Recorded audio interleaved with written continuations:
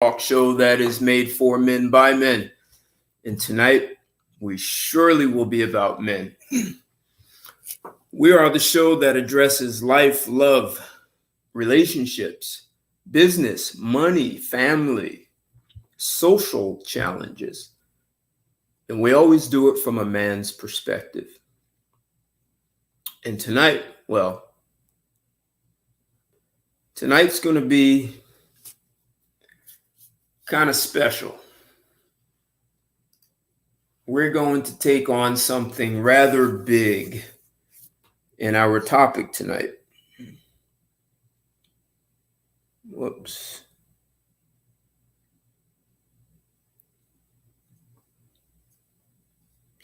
And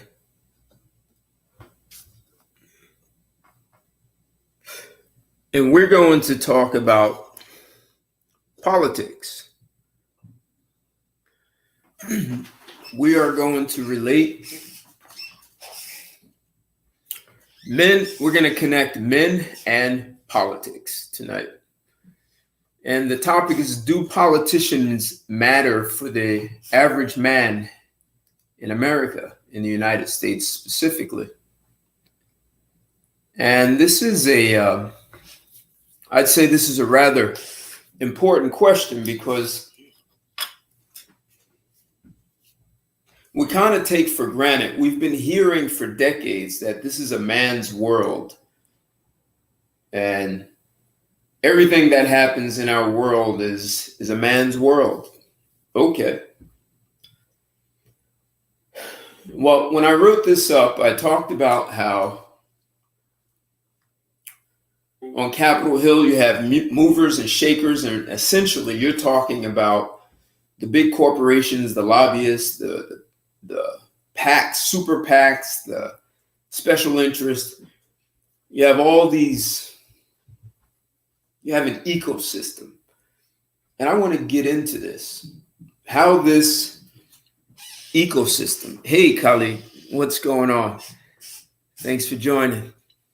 Want to make sure, just do a sound check, make sure I'm coming through on YouTube. So I'm doing my normal. We're on Blog Talk Radio, and if you'd like to call in to join this conversation, the phone number is 323-642-1387. That's 323-642-1387. That's the dial-in for Blog Talk. I'm also doing live stream on YouTube, and I'm live streaming on Instagram. And this is a somewhat elephant-sized conversation. Hey, what's going on, Chris? Am I coming through clear? Can you hear me clearly on YouTube? I assume you can, because you responded. It would actually be good to have both men and women have this conversation. Even though this is extraordinarily important for men to engage in this, and I'm not sure men are really talking about this. Loud and clear, perfect, great. I don't know if men are actually engaged in this conversation about politics. I mean, we talk about politics, but have we talked about the political environment? This country was founded on a taxation without representation, and we surely have men paying more than their fair share of taxes, except somehow men have become disposable in this great nation. I mean, how is that even possible? If you just look at one place where hands down men are the most valuable, it's the military. And if you look from 1996 until 2016, you had over 6,800 men die from enemy fire. And during the same time, 6,800 men, we only lost 46 women. So women are not down there. They don't even have front lines anymore. But women are not risking their lives the way men do. not in the military, not even in jobs. You look at steel mills and the oil rigs and the trash man. We don't have women taking the risks. Yet there are benefits being afforded to women that are not being given to men. In fact, men have become disposable.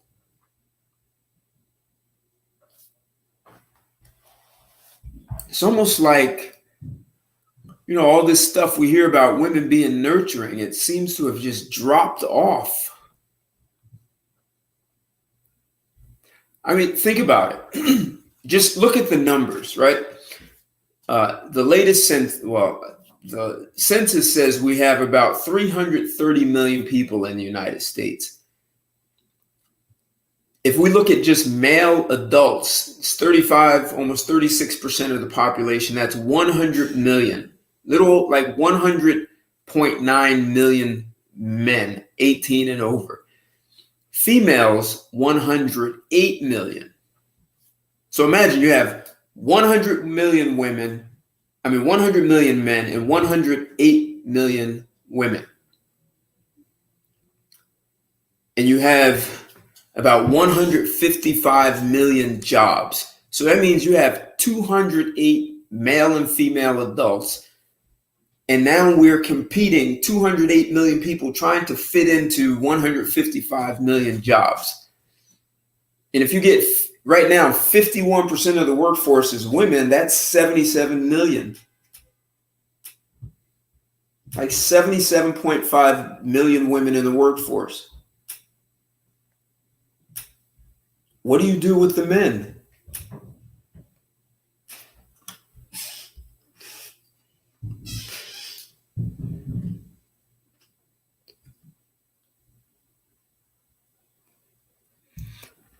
Yeah, I get that. There was slavery. But if you just look at any country in the world, what's going on with the West Coast, Reg? What's up? Thanks for joining. You look at any country in the world, every nation is built by men. Warring, what's going on? Thanks for joining. All countries were built by men. Men built them, they maintained them, and then we build a military to protect them.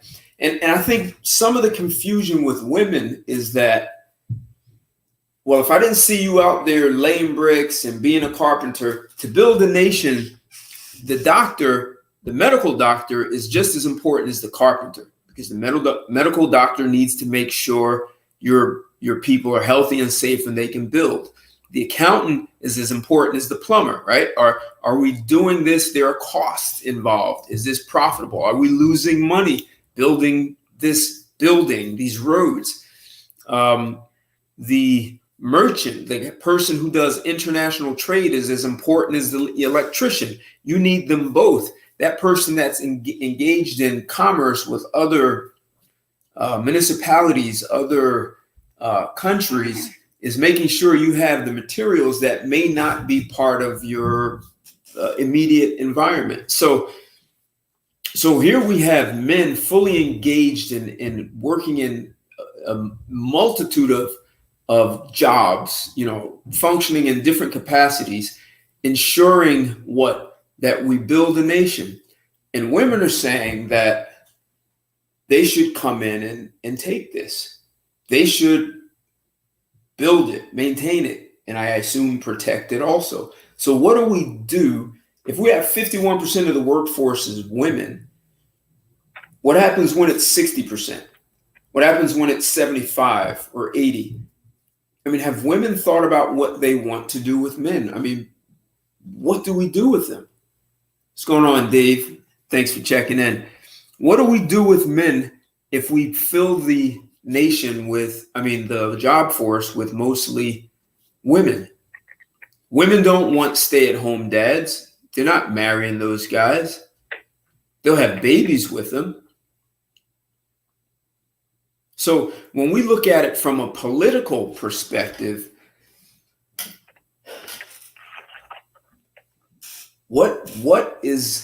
are men being properly represented? Even though you have mostly men in our legislators, I'm just asking guys to look at the math, right? So you have 100 million adults, and 108 million adult females.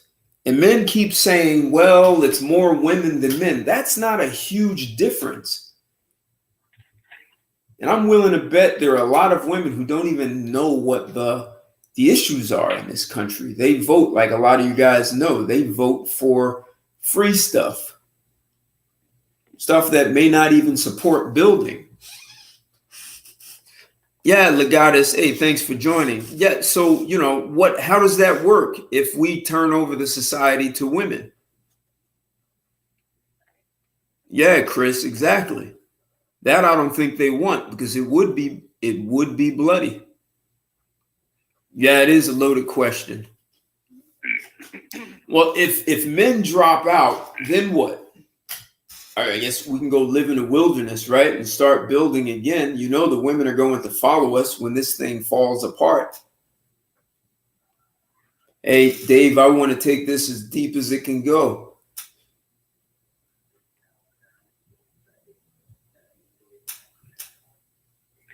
Well, here's part of my concern. So women have been defining what a man's role is. Your job is to provide and protect. And who made that up? Legalize it. Thanks for joining. If you look, and I lived in a jungle. I lived in a jungle of Belize, with Mayan Indians, no electricity, no running water. And one thing that you see is men build.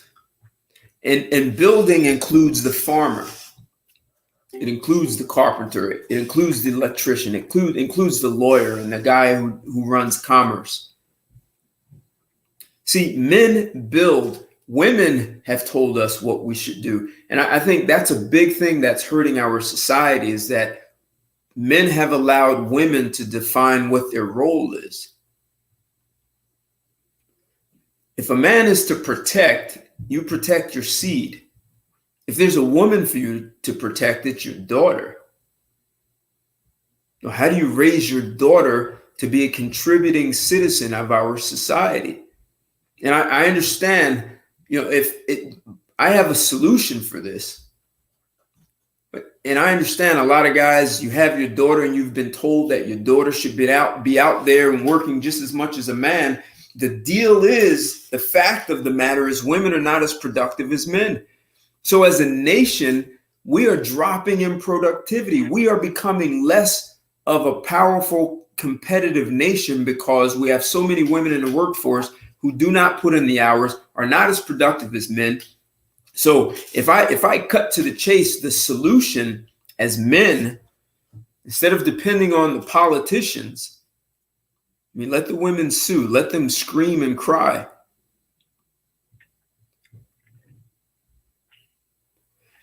We send all the women home out of the workforce. All of them. Send them all home. And then men decide who comes back. There are some jobs women are better. There are some women who are extraordinary in their job. And as for the rest, let them stay home and put men back into their positions, because where is this going? Are the politicians thinking about long term? What's going to happen to men? What's going to happen to society? If women are claiming provide and protect and they're taking the jobs, how does a man provide if most men are unemployed? How do men protect if they're financially distraught? Women will have babies with them. Like I said, do women want homemakers? Well, see, the question is, are men even standing up for themselves?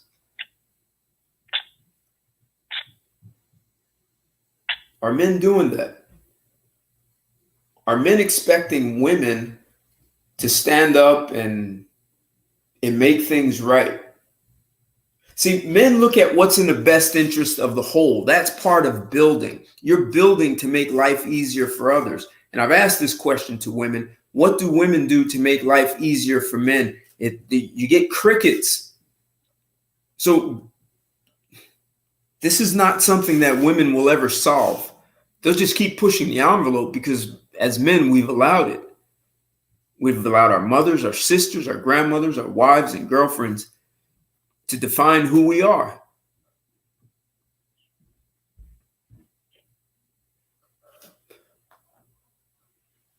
How does that work? I want to take some calls on this show. I see I have a bunch of calls coming in. I want to bring in 2 callers at the same time. I'm going to bring in area code 415 and 870. 415, you're live and on the air with Straight Talk. What's your name and where you calling from? And 870, same for you. 415. Ted, this is Alex Mills, 415, calling from San Francisco. Hey, great. Hold, Alex. And 870, what's your name and where you calling from? Good evening, Ted. It's your boy, Kendrick Harris, all the way from Proctor, Arkansas. All right. Kendrick and Alex, thanks for calling. Alex, so what are your thoughts? Do politicians matter for the average man? Men have built this nation and many others. I'm unfamiliar with any nation that women have built. So I'm not sure how men have become so disposable and men are sort of standing on the sidelines and watching. Ted, I agree with your observations. I'll make a short point and hand it off to Kendrick. I think politicians matter, but the court of public opinion matters more, right? So you can always say politicians need to make the right decisions. We got to elect the right people. But who does the electing, right? The public does the electing. Right. And so it's all about public opinion. You got to change about 200 million people's minds in the country to, and that's what we're doing brick by brick. But it's the people that elect the politicians. And so they're a reflection of the public opinion, and public opinion on this stuff has to change, Hand it off to Kendrick. Well, so wait, Alex. So see, that part of what I'm getting at is are men even paying attention to what's going on? Maybe perhaps part of the. I think what happens. I mean, I can speak personally, but I assume it applies to most people, most men. At about 10 years old, you start to see the dynamics, and you notice your father's power versus your mother's power, and just female, your female teachers versus whoever, and you notice you start to recognize status, as status is kind of a mammalian feature. Right. See, you start to have this intuitive understanding of what status means, and what gives you more status and what gives you less status. Kids know this right away. On the playground, kids are trying to knock someone else down a notch. Exactly. Push themselves up a notch. Right. And that's what it's for. I mean, the game playing in the playground. Right. From about second grade or third grade, it starts to kick in, and then that goes into the rest of your life until maybe old age, where you don't give a shit anymore. But it's about that childhood. The childhood really is preparing you for adulthood, where status is especially for a man, status is paramount. And anyway, the point is, I forget what my point was, but Ted asked the question, I guess, when do men essentially abdicate their responsibility? Are they even aware of the problem? And I think what happens is boys are aware of it in their early adolescence and teen years, and then somehow they get fully brainwashed by their 20s and become complete simps, and they lose that intuitive understanding of why status matters and how to achieve status, and they give in to women completely, I think. And in high school, I personally saw a lot more awareness of this status stuff and female male nature and basically what reality is. And then by the time in high school, I saw more of it, and by the end of college and in my mid-20s, at least in my social circles, the awareness had decreased, tremendously, because I guess college as a machine is sort of, overly intellectual and tried to make everyone equal. And you saw all these, overly educated women in college classes. So for me, I saw I think there's something that happens between 18 and 25 where men lose their ability to stand up for themselves, or just lose that intuitive sense that they already had, that's already in them.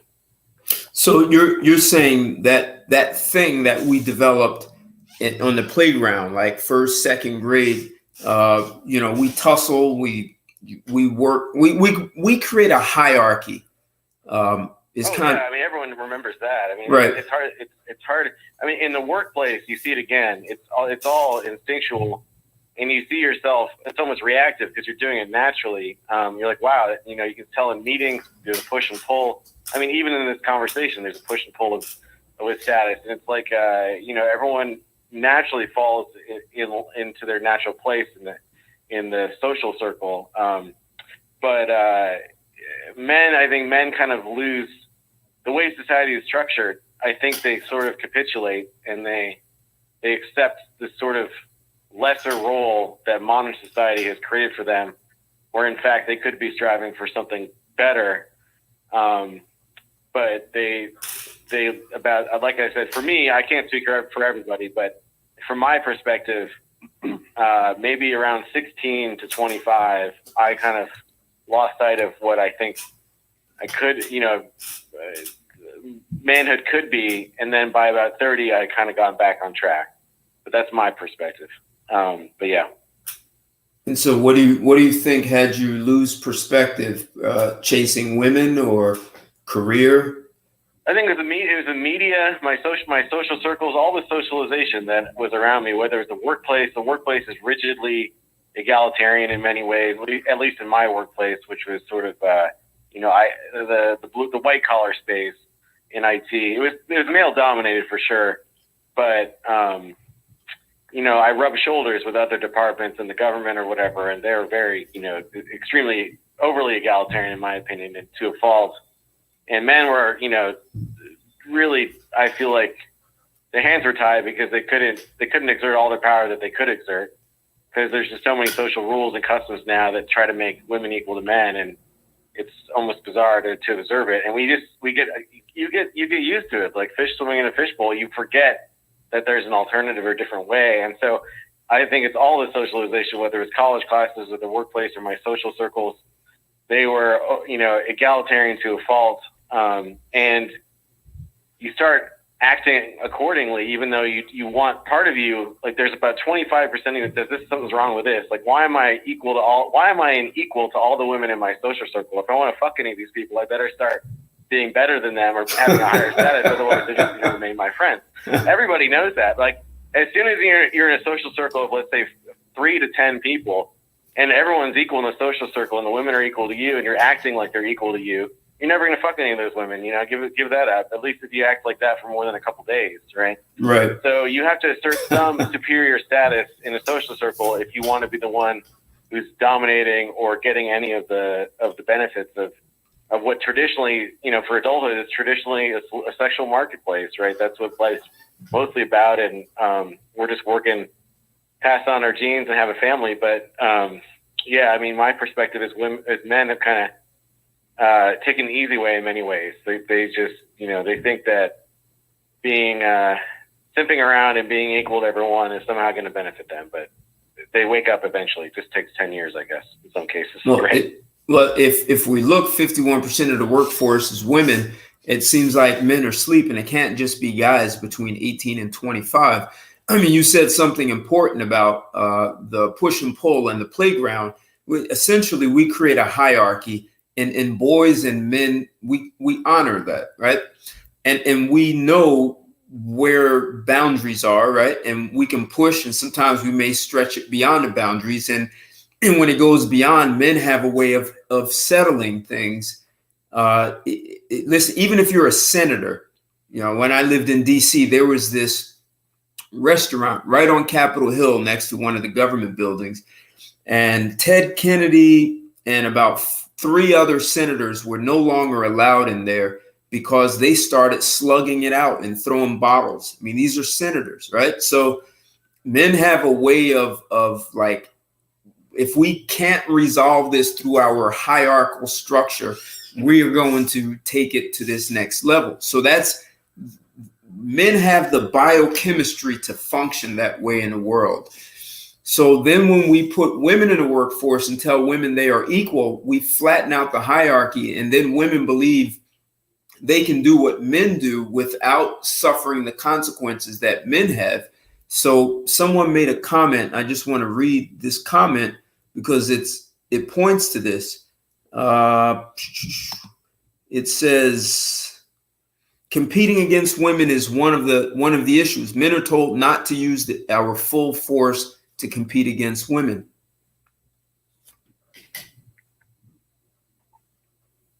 What do you think of that?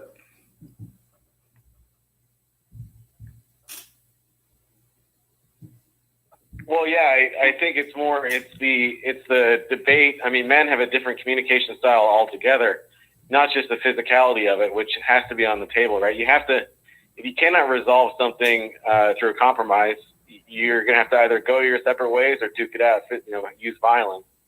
And with a woman, it's just not on the table at all in this culture. But before it comes to violence, there's a different communication style. Men are more aggressive. They're more, there's all sorts of differences. And men, I think, kind of go towards debate to solve a problem and get to the truth.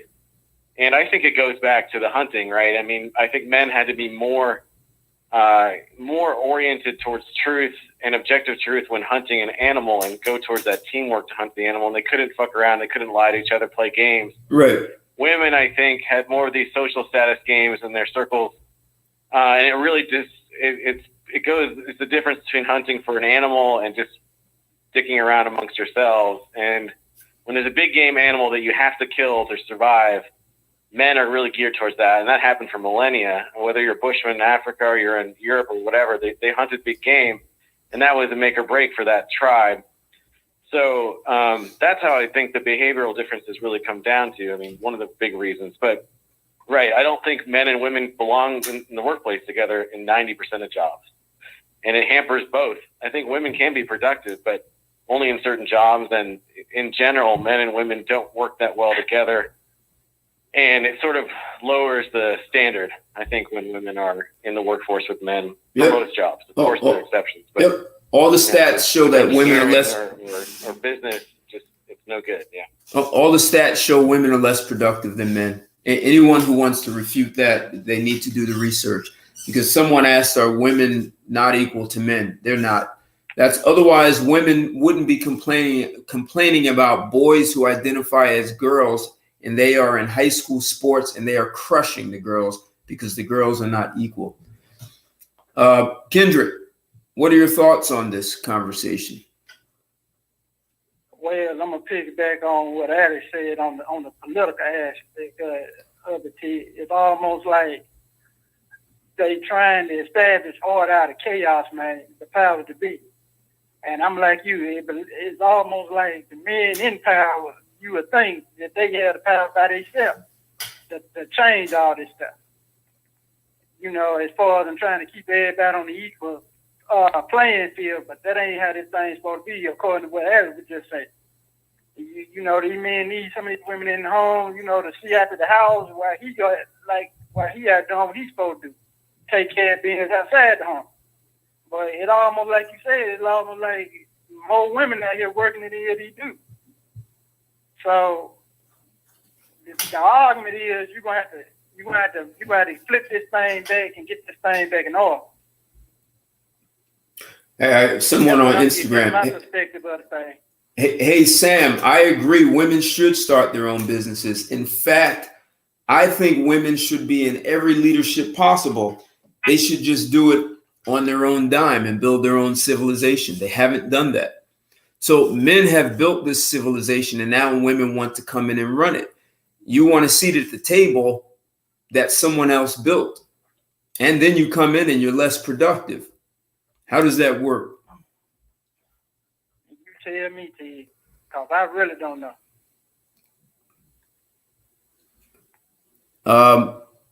Okay. I mean, everything backwards nowadays. It just topsy-turvy, T. We got to get this thing turned back around. And the power to be know it, man. It's almost like they want this, like I said, they want this confusion. So they can come in with their new world order, man. It's almost like that's what we hid. Someone asked me what was I afraid of. on Instagram. Hey, look, it's not me that's afraid. It's the women who don't want boys competing against girls because the girls are crushing. Who is that MMA guy who was transgender and fought a woman and crushed her? Oh, man. I know exactly who you're talking about. Can't think of the name. So if men compete on that level, even in business, now the business world is modeled very much like the military. It's competitive, it's strategic, and it is aggressive. It is designed for men to express themselves, and it requires collaboration. From a neurochemical perspective, when you put women under stress, they don't collaborate well. They ran a prison experiment back in the 70s with men. It got out of control eventually, but men were better at collaborating. They did the same experiment with women, and they had to shut it down almost immediately because women did not function well under stress. They were not collaborating. I want to bring in two more callers. Area code 310 and 405. And just 1 second, guys. If anyone would like to call in and join the call, you can call in at 323-642-1387. That's 323-642-1387. I put it up on the screen on YouTube. 310, where are you calling from? What's your name and where are you calling from? Yeah, what's up? This is Reggie. I'm calling from Atlanta via Los Angeles, California. What's up, bro? Hey, what's going on, Reg? Thanks for calling. And 405, Yeah. What's your name? What's your name and where are you calling from? This is Chris. I'm calling from Virginia. Can you hear me? Hey, you're really low, Chris. What's going on? What about now? Is it better? A little better. Hey, what, Chris? I have Sam here talking a little trash.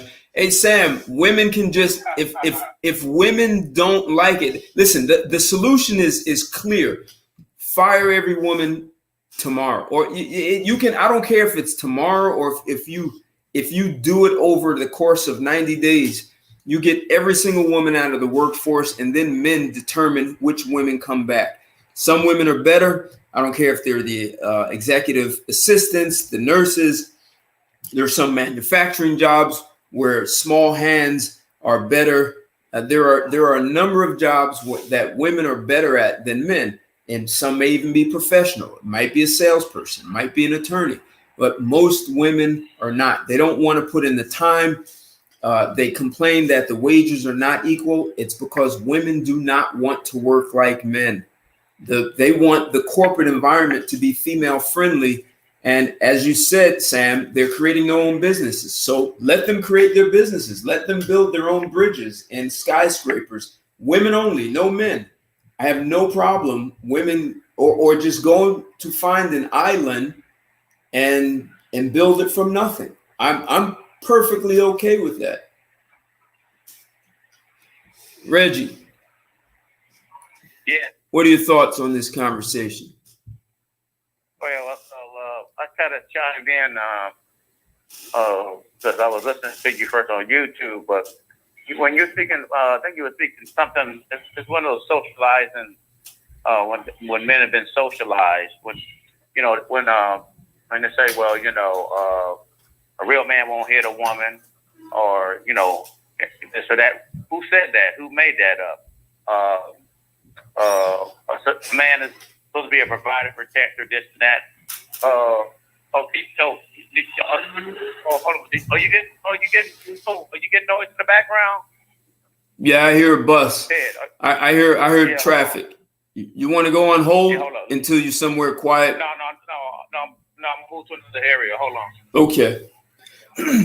Hey, Sam. Most women are less productive than men. Okay. As a nation, productivity as a nation is we've become less productive as a nation because we have so many women in the workforce. Women are not as good as men. They won't even put in the time. They're not as aggressive, not as competitive. They don't have the biochemistry. And if you look at the egalitarian societies like Sweden, women still, when you give them the absolute level playing field, they still don't take the jobs. They don't. Well, I want to go back to where we started, where you said this is a man's world, right? Right. And men have built everything. Correct. So, but a woman will say, yeah, this is a man's world, or they'll tell you that, but they'll tell you that to give you the idea that it is your world, but if she's controlling it, then what difference does it make?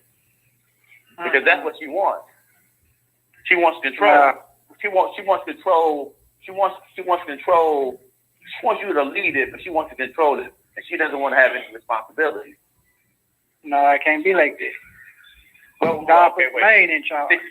Listen, okay. So you said a key word. It ain't supposed to be like that. Just forget that. That's it ain't supposed to be that way, because if it ain't supposed to be that way and it's like that, it's a problem. It is. It's a huge problem. And then right. So, and if it wasn't going on, we wouldn't be having this discussion that we're having right about now. But that's my thing when I was talking to you, but it's almost like somebody allowed this stuff and that thing full blown. This thing got out of control. Of course it is. I mean, I don't know if they predicted the long-term catastrophe, if that's what you want to call it, or if they did. Because a lot of these people, they can foresee all of this stuff. This might be their goal. It's almost like it's orchestrated, don't it? Oh, yeah. Yeah, I mean, and this ain't something this got started 4 decades ago. This has been in the works for a long time. I'm just like Chris and a bunch of other men. Is as long as they have the right to vote, we're gonna have problems. They need to be stripped of certain things that to be honest with you, they're not entitled to, because they don't fight in any wars or anything like that, and they're not going to compromise.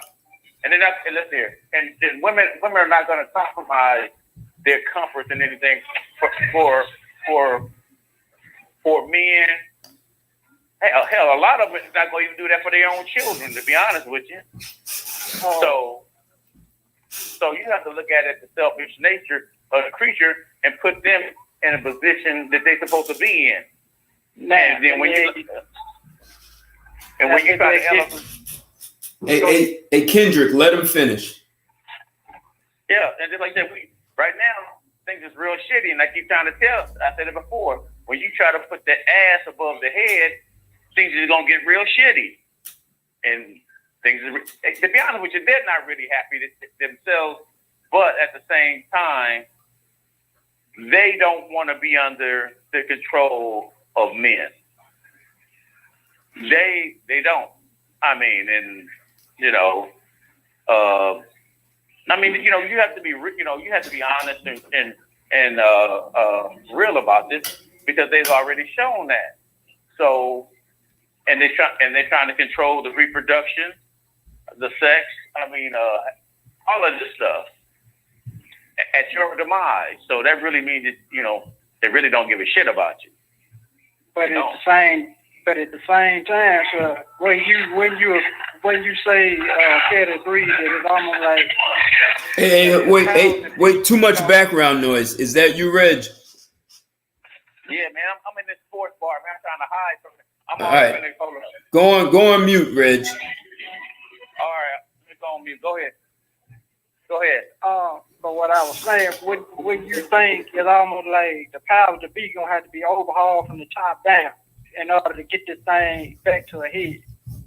The lawmakers, all them folks running things. Ain't they the one pulling the strings? Well, technically, this is what I'm part of what I'm getting at.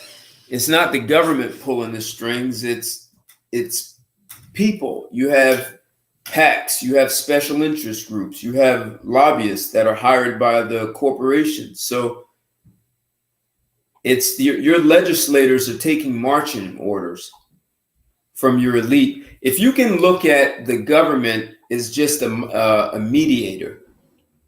So, Alex, if you had a company that did telecommunications and my company was mining iron ore, and if I was concerned that you have power lines or communication lines that may be damaging the brains of my employees, I'm probably going to sit down with you and say, hey, man, can you move those somewhere? Because my workers, I'm losing workers, right? They're getting cancer. It's costing me insurance. And if you won't negotiate with me, then I'm going to ask the government. I'm going to write a law. I'm going to write the law. I'm not going to ask the government. I'm going to write a law that prohibits you, constrains you in some way. And then you're going to write a law to negate what I said. And now the government is in charge of mediating this situation. I mean, that's what the government is there to do. So I'm saying that to say that's what men can leverage. Like, you can talk about the courts and all of that all you want. But listen, politicians get ripped out of office. Someone said politicians all have alternative motives. They have the motives that someone allows them to have, because if they get out of line, they end up like John F. Kennedy. Or they do a character assassination. You get caught with pedophile or something like that. They stomp you out. So your politicians are there to follow orders. And men, I'm saying men are not taking advantage of that. It's their real representation. I know there are lots of unions, but are men, the average guy, is he really being represented, is what I'm getting at. But yeah, Ted, do you see how simple you just made all that sound? You made that sound so simple. Well, if you understand the rules of engagement. But it almost like the Congress don't want to get up off of their butt and mediate like you said they supposed to be mediate. It almost like somebody getting paid on the table, Ted. Well, that's how. I mean, I wanted to drop in for a second. I mean, we talked. Go ahead. Is that Reg? Go ahead, Reg. No, that's Chris. It's Chris. It's Chris. Oh, hey, Chris. I want to say something, and I'm glad you're still there, Alex, because I want to say something to contradict what you said earlier. Yeah, go ahead. Earlier that men are taught to use their words against women. No, men have been basically relegated to that, because before, when a woman got out of line, we knocked the shit out of them and they get back in line. And right. That's how it's been since the dawn of time. Matter of fact, they knew not to get out of line because they knew they would get their ass whooped. And now they created all these laws and everything to the point where now both of our hands are tied behind our back. And now you can't, and since it's a war of the words, if you get down to a war of words between men and women are going to use, women are going to win that because they have more emotions tied to their words. They're going to just hit you with a barrage of verbiage more than men would. Men, we only talk so much before, okay, I'm done talking. Now it's time for now it's time for the beast to come out, And that's what we're going to talk so much. And after we talk so much, okay, somebody's head's got to roll now. And women know that if they've taken that power of aggression away from us, they win. And that's what happened the minute we gave them vote rights.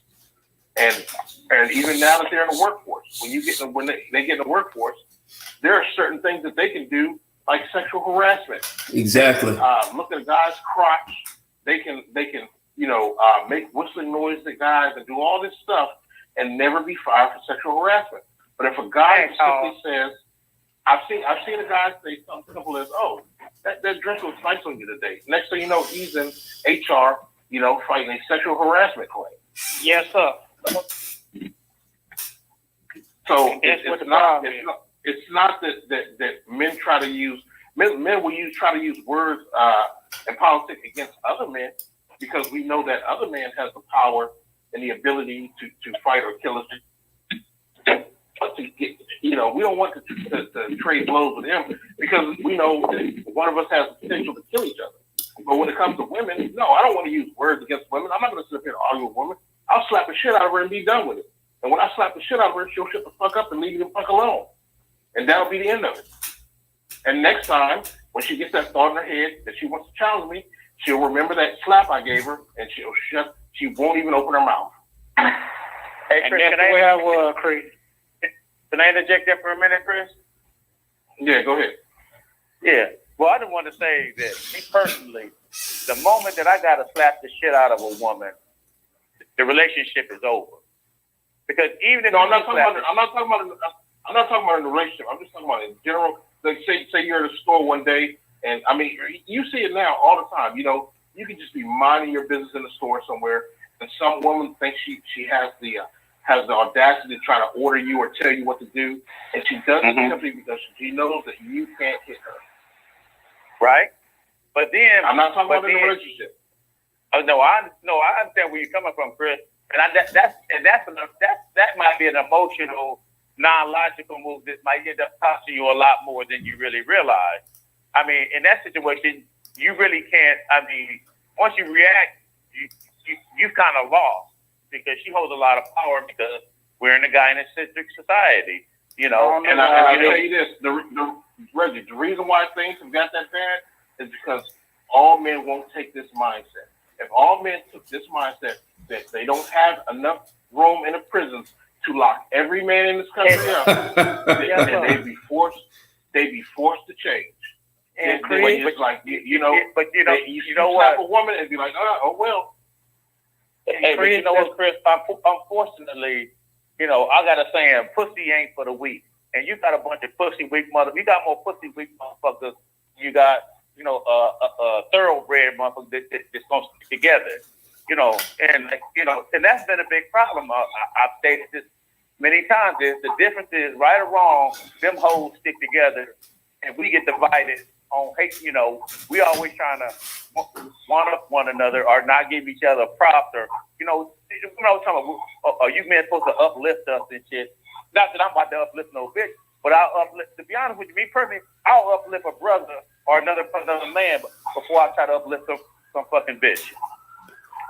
Right. If you uplift the man, if you uplift the man, you know, eventually he'll return the favor. You know, you may need, you know, your car may need fixing, or you may need a ride to work. Something. Right. Then something that he'll repay you. Whereas if you go for a woman, she thinks she feels entitled to it. Right. And guess what? Right. The problem is a lot of men we talk are males.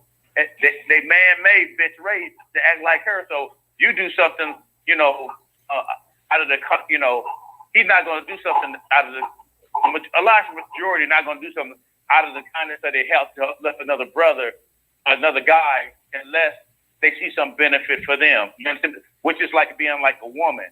So you're still dealing with, you know, the majority of guys is what you want to say beta, if I want to use that word. You know what I mean? But I understand where you're coming from, though. Yeah, it would be cool if we all stuck together in the very beginning, we wouldn't be going through this shit now. Yo, Chris. No, we wouldn't. Yo. Hey, Chris. Yeah. Real talk. That's where, and I was coming from where that standpoint you were coming from. I was coming from last weekend, cause you know there's only so much stuff you're gonna take until that person snap, and that's where I was coming from. And I told you I picked up something and knocked the hell out of somebody's child. Then you know you got my father parent got to step in, and somebody got to go down there to not only DHS but down to the truancy place and got to try to get me back in school. Because you got some old knucklehead in there trying to act like he tough, and I picked up something, and he balled up at me, and I had to knock him on his tail, Chris. I had to let him know you what's up on me. You know what I'm saying? Like I told Rick. Every boy goes through that. Yeah, every boy goes through that. But Chris, I don't care if you're a man or a woman. If you run up on me, running your mouth, or either come at me with a knife or something, any such thing, I'm telling you, it's gonna go down. You don't know where to get Jekyll and Jason for you. Hey, hold on, Kendrick. Let me read the number. We may have some people who want to call in and join this discussion. Some people may be triggered by it. The phone number is 323-642-1387. That's 323-642-1387. 1387. And let me add one more caller to this conversation. Area code 919. 919, you're live and on the air with Straight Talk. What's your name and where are you calling from? Hey, Ted, this is Rich. How you doing tonight, sir? What's going on? All right. And hey, Sudata, how you doing, thanks for joining, Sudata, Roy. What's going on? So what do you think, Richard? I just joined, Ted, so I hadn't heard any of the comments. You pulled me in right when I joined, so I haven't heard anything. Okay. So I someone... was going to make a point. Go ahead. When I got done. Go ahead, Alex.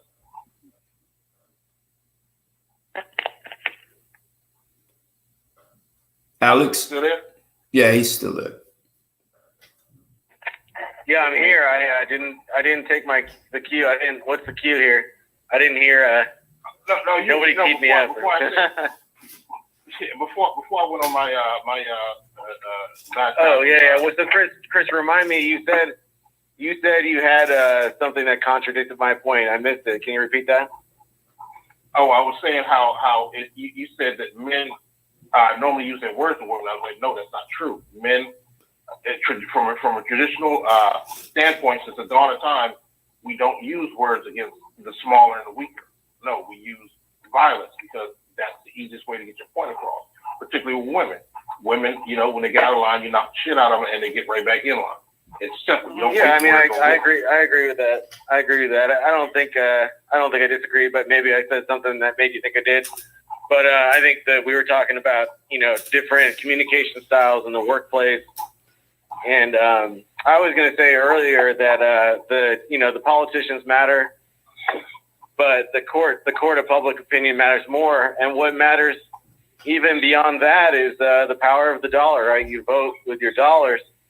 I've seen a lot of women-owned business, even in the DoD, but Department of Defense, but even in the private sector, whether it's food manufacturing, I've seen a lot of bullshit when it comes to women supporting women's own business and stuff like that. And at this point, if I ever see a women-owned business on the back of a food carton, I don't fucking buy that thing.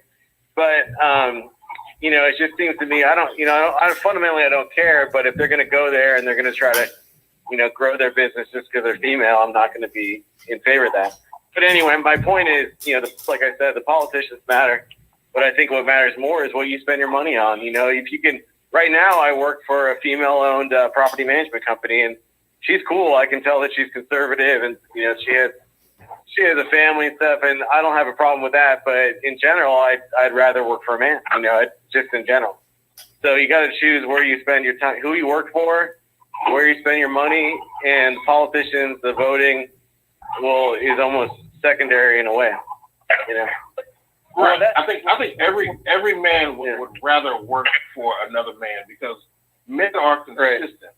Right. Women are, since their behavior is dictated by their emotions, they flip-flop from day to day. So you never know what's gonna happen on a daily basis. Where it's consistent. That man, he sets boundaries and standards, and he's not gonna deviate from them. So men would rather work for men, and that's why men should only be in control of the workplace. Women, towards the end of the month when they're on their cycle, somebody's got a lot of noise going on. Hey Reggie, is that you? Women. No, that ain't me this time. I heard that little clicking. That wasn't me. Hold on. Nah, someone's outside or something. Yeah, women towards the end of the month when they're in the cycles, they're all emotional, and you never know what's going to set them off. But you just know they're a powder keg. Something's going to set them off. You just don't know what, and it can be something so simple, Yes, sir. And that's why they shouldn't be in charge of anything. They shouldn't. But because the laws, and that's another thing. It's these politicians. They know that these women are also easily. These lobbyists know that women are easy to manipulate out of their money. Yes. All they have to do is tap into their emotional side, and they'll, like Alex said, they vote with their dollar. So they know that all they have to do is cater to them, and they'll get them to vote with their dollars. Whereas men are more conservative.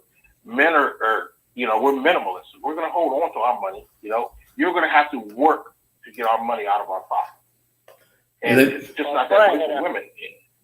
And look at women. You know, women, they don't want any accountability or responsibility. You know, they don't really want to suffer the consequences of losing their dollar. Look how many of them used to go to the club. They go buy an outfit for the club and they tuck the tag in just so the next day they can take it back and try to get their money back. And that's why stores had to come up with the policies where they don't give their money back anymore. They just use store credit to go get something else, because they knew that all these women were just doing this just because, you know, they wanted to try to subvert and give up their money. But at the same time, they didn't mind going down there and dropping down their money because they thought they'd get it back. Hey, let me bring in 2 more callers. Hold on, guys. I'm going to bring in one caller. You're at area code 901, and I'm going to bring in a caller from 646-901. What's your name and where are you calling from? Hey, Ted, this is Robert, man. I'm just listening for right now. I'm trying to catch up with the show. What's going on? All right, good enough. Hey, well, everything's cool. Thanks for calling, man. 646, what's your name and where you calling from? Yo, Ted, what's going on, bro? What's your name and where you calling from? No, I'm my bad. You know, it's Sam, man. What's happening? Hey, what's happening? Thanks for calling, man. Yeah, I was watching you on Facebook. I mean, I'm sorry, on Instagram, and there's a crazy delay. It's okay. You know, so that's between Instagram and but go ahead. What are your thoughts? You've been listening for a while. Hey, let's get the lights up, guys. Let's get the lights up so we can get YouTube to take care of those algorithms and drive traffic. So what are your thoughts, Sam? Yeah. Well, I mean, I'm just listening to the brothers, man.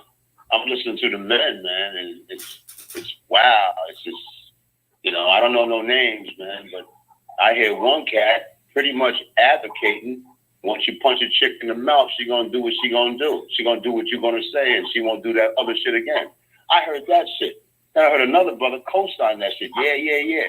Then I heard another cat say, yeah, there's not enough jails to hold us all. So if you beat your woman up, they can't lock us all up, and collectively they'll get a message. And I'm like, wow. That's the truth, though. Hold on. Yeah, I know. I'm like, wow. Can you point out the lie of it? Excuse me? Can you point out the lie in any of it? First of all, I can understand exactly what you cats are saying. And if it's called a lie, is it a lie, or is it just a theory that a man thinks who justifies hitting a woman? No, it's an absolute fact that they don't have enough room in the prison to have grown men. Okay, when you say that's an absolute fact, what does that mean? You mean to tell me all of things locked up? What I'm saying is, you say it's an absolute fact. But you saying if you come home from work, if you have a woman and she made you a dinner and it was a little too spicy or too much salt or it wasn't well done, it just tastes horrible, based on your logic, you got the right to punch that chick in the mouth so she'll never do it again. She'll get it right. That's wrong. What the? That's not what I said. That's not what I said. No, that's not what I said. That's not what you said. See, what you just did is just like a woman. What you did is just like a woman. You just had a conversation. Excuse me. That is not what I said. You just had a conversation in your head. That is not what no one said. That was an example based on your logic and theory. Based on your logic and theory. That's not even close to what I said. That's not even close to what I said. Would you like me to explain it? Would you like me to go back and explain it to you? Because I can't. I really heard it. I want you to either double down on what you said or retract what you basically said. I'll dumb it down for you. I'll dumb it down. Okay, it only needs to be there you go. For you. Dumb it down. I'm stupid. Because it only needs to. Right, and I agree with you there. And I have no problem dumbing it down. What I said was when these women challenge these men if men try to use words, they can't, because words are tied to emotions, and women are way more emotional than men. Men only use words to a certain degree. After that point, it's time for action. It's Okay, now, excuse me. I heard that. No, I heard that. So, no, hold on, I'm not done. So I said, when women start challenging men, it's not natural for a man to use words to combat her. It's not easier, and we're genetically wired to just knock the shit out of her, put her in a place, and go on about life. Because we're problem solvers. We're problem solvers, and we always seek the simplest solution to a problem. So if a woman is challenging a man, then the simplest solution is to knock the shit out of her, put her in a place, and go on about your business. And the next time she even thinks about it, excuse me, you're rambling. You're rambling. You said the same thing twice. I heard it the second and the third time. But you said I need to dumb it down. So much. Excuse me. I need to dumb it down. Excuse me. You were speaking so much. Excuse me. You dumbed it down. You spoke enough. But while you were saying what you were saying, the other brother with a southern accent says, "That's right. That's right. That's right. That's right." Because it is right. Okay. So with that saying, you're basically advocating punching a woman in the mouth. Yes. That's what you're basically advocating. Now, you just said conflict. Excuse me, listen to me, please. You just said conflict with men. We're wired differently. Put it like this. A man, like you said, would talk it out until they can't talk it out no more.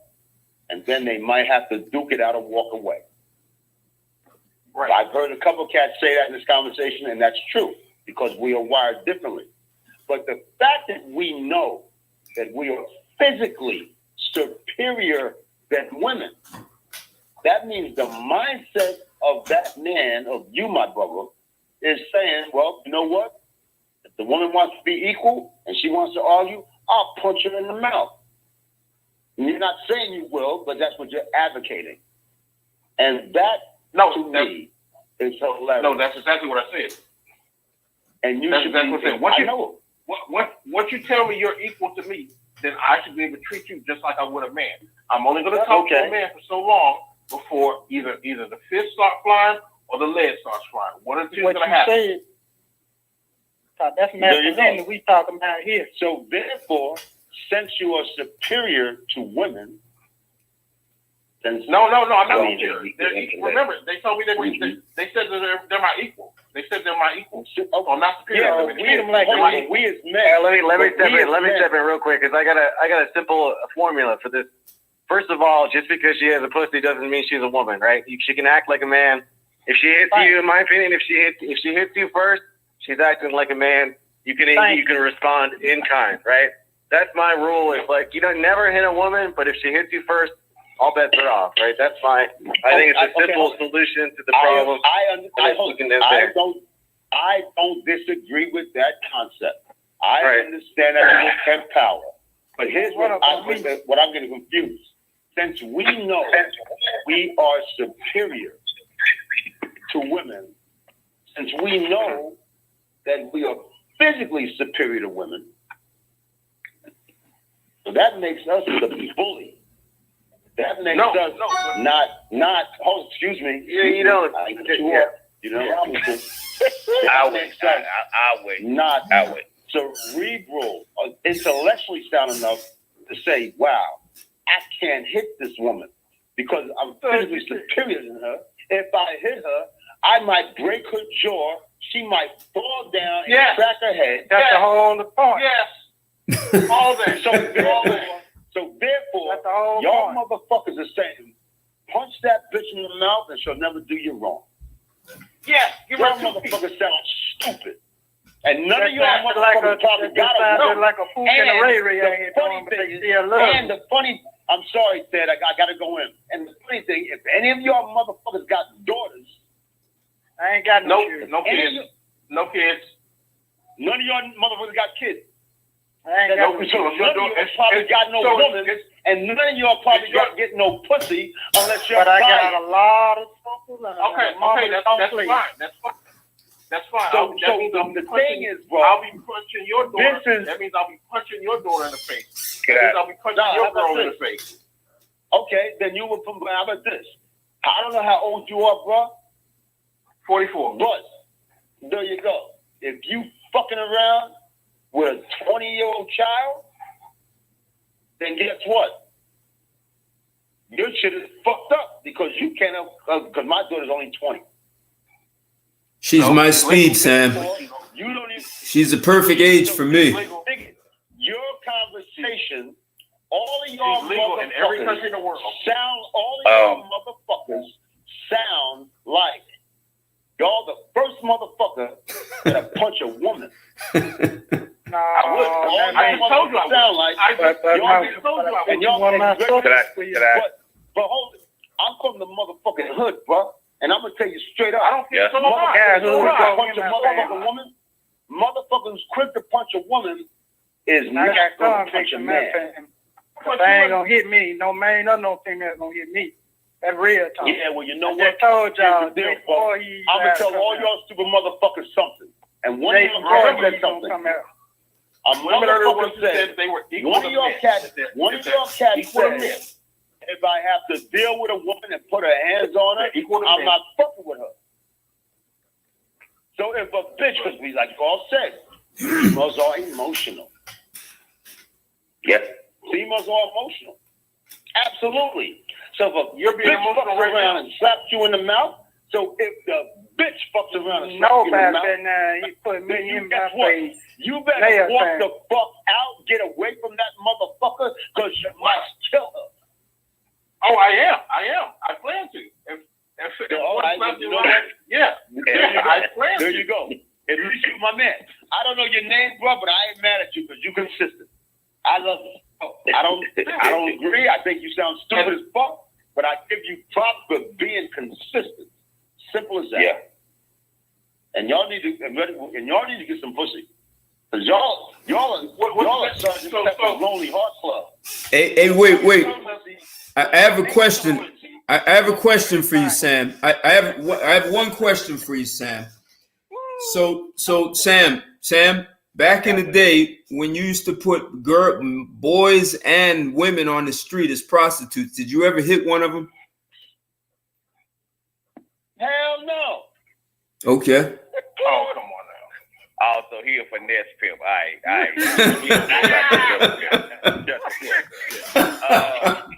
Ted, let me ask you a question, bro. Pilot one of your questions. Hey, wait, hold. Everyone's listen, Robert, Sam.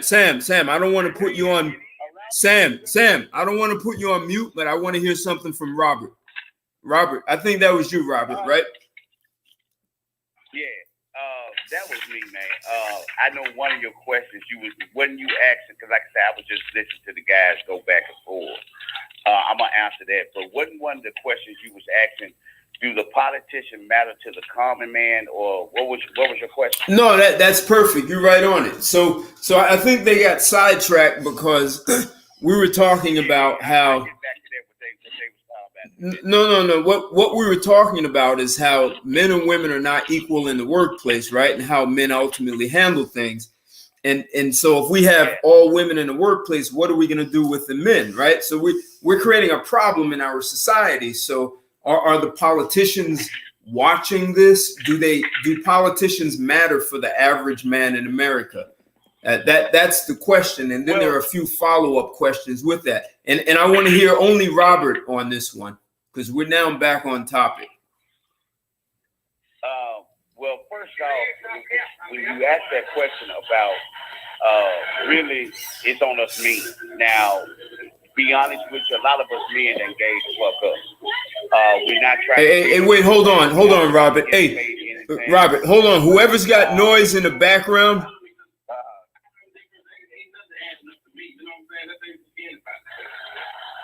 Who's got their television playing? Hey, everyone go on mute. Damn. All right, I took care of it. Go ahead, man. All right, brother.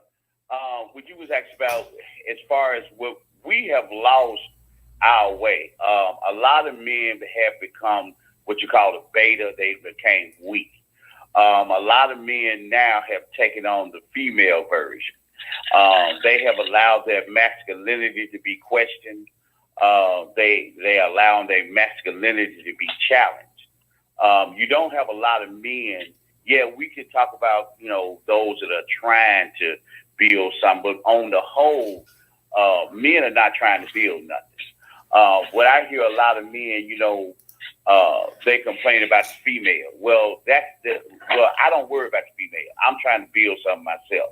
For the women that's in the workplace, if that's what you do, but you're not going to outwork me. So the woman is, if we're going for the same thing, I'm going to do the best I can to beat you out. If you want to be equal to me, you're going to have to bring it. You know what I'm saying? A lot of men have put themselves in certain positions when we look at the politicians. We waiting on the politician to give us something. That's what we look for men. We want what you got for the man. Stop worrying, because the politician is not worried about you. They not worried about you, especially the common man. They ain't got nothing for you anyway, because you ain't got no money. So if you ain't paying for a politician, if you're not adding anything to their war chest, you ain't finna get nothing. You know what I'm saying? What are we demanding as men?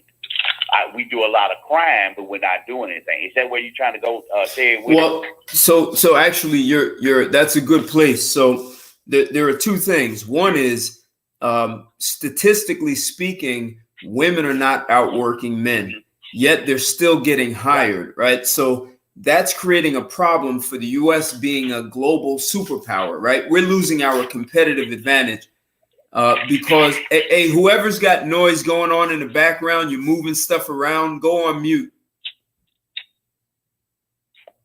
Go ahead. So we are hiring women over men, even though they are less productive, right? That's one thing. So when I speak about the government, I'm not talking in the sense of handouts. You and I have had these conversations.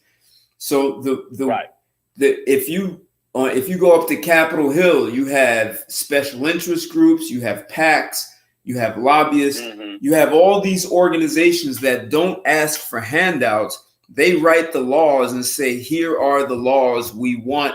And oh, by the way, here's a check for your campaign. And if that politician isn't doing what they want, they put their own politician in office. And that politician is going to make sure their agenda gets handled. So as homosexual community, exactly. That's how they got same-sex marriage. Exactly. That's how the Hispanic community got DACA. Exactly. This, that, and other. But if you look at our community, if you talk about the Black community, instead of just me, if you just specific, we don't have an agenda. We don't have anything we bring into the table. It's like if we're not talking about reparations, you don't hear me when I talk about child support laws. If I'm not talking about child support laws and I'm talking about police brutality, you ain't listening. We don't have an agenda. You know what I'm saying? Basically, and when you talk about men in the workplace, really what have men lost is they are afraid to call it out for what it is. A lot of times, yes, there's sexual harassment and this, that, and other in the workplace. But sometimes men need to stand up and tell women, no, baby, you trying to fuck your way up to the top. And what you're talking about ain't nothing. This is not sexual harassment. But men are afraid because, again, men are not putting money on the table. Women are putting money on the table. They buying politicians. They getting their agenda going. But what has happened is as men, we do a lot of crime, we do a lot of complaining, but we're not putting any money on the table. We don't have a male agenda that we're going out.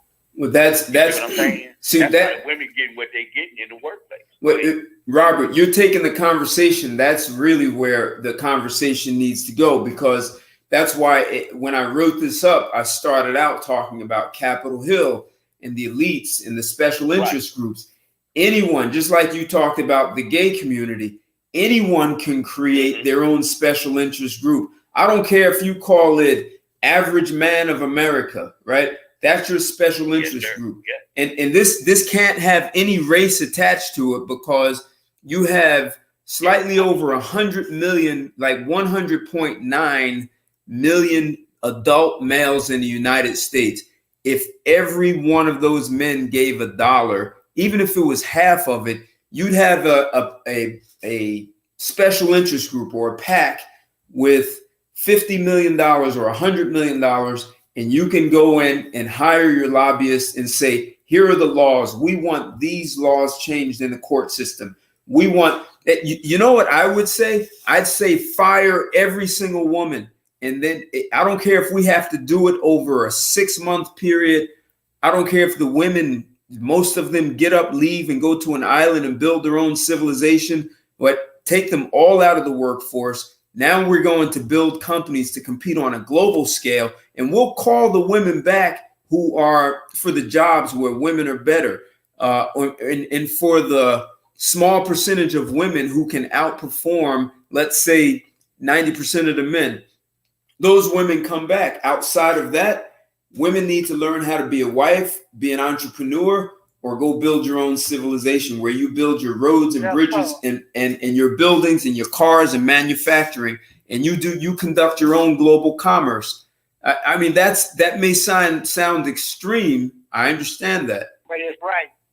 And unless someone asks, then who's going to provide for the women? If women are equal to men, then they can go build their own civilization and show they're equal. Otherwise, women need to learn how to be a good wife, because all civilizations that have been built by men. Instead of women telling men what their role is, men are builders. We build.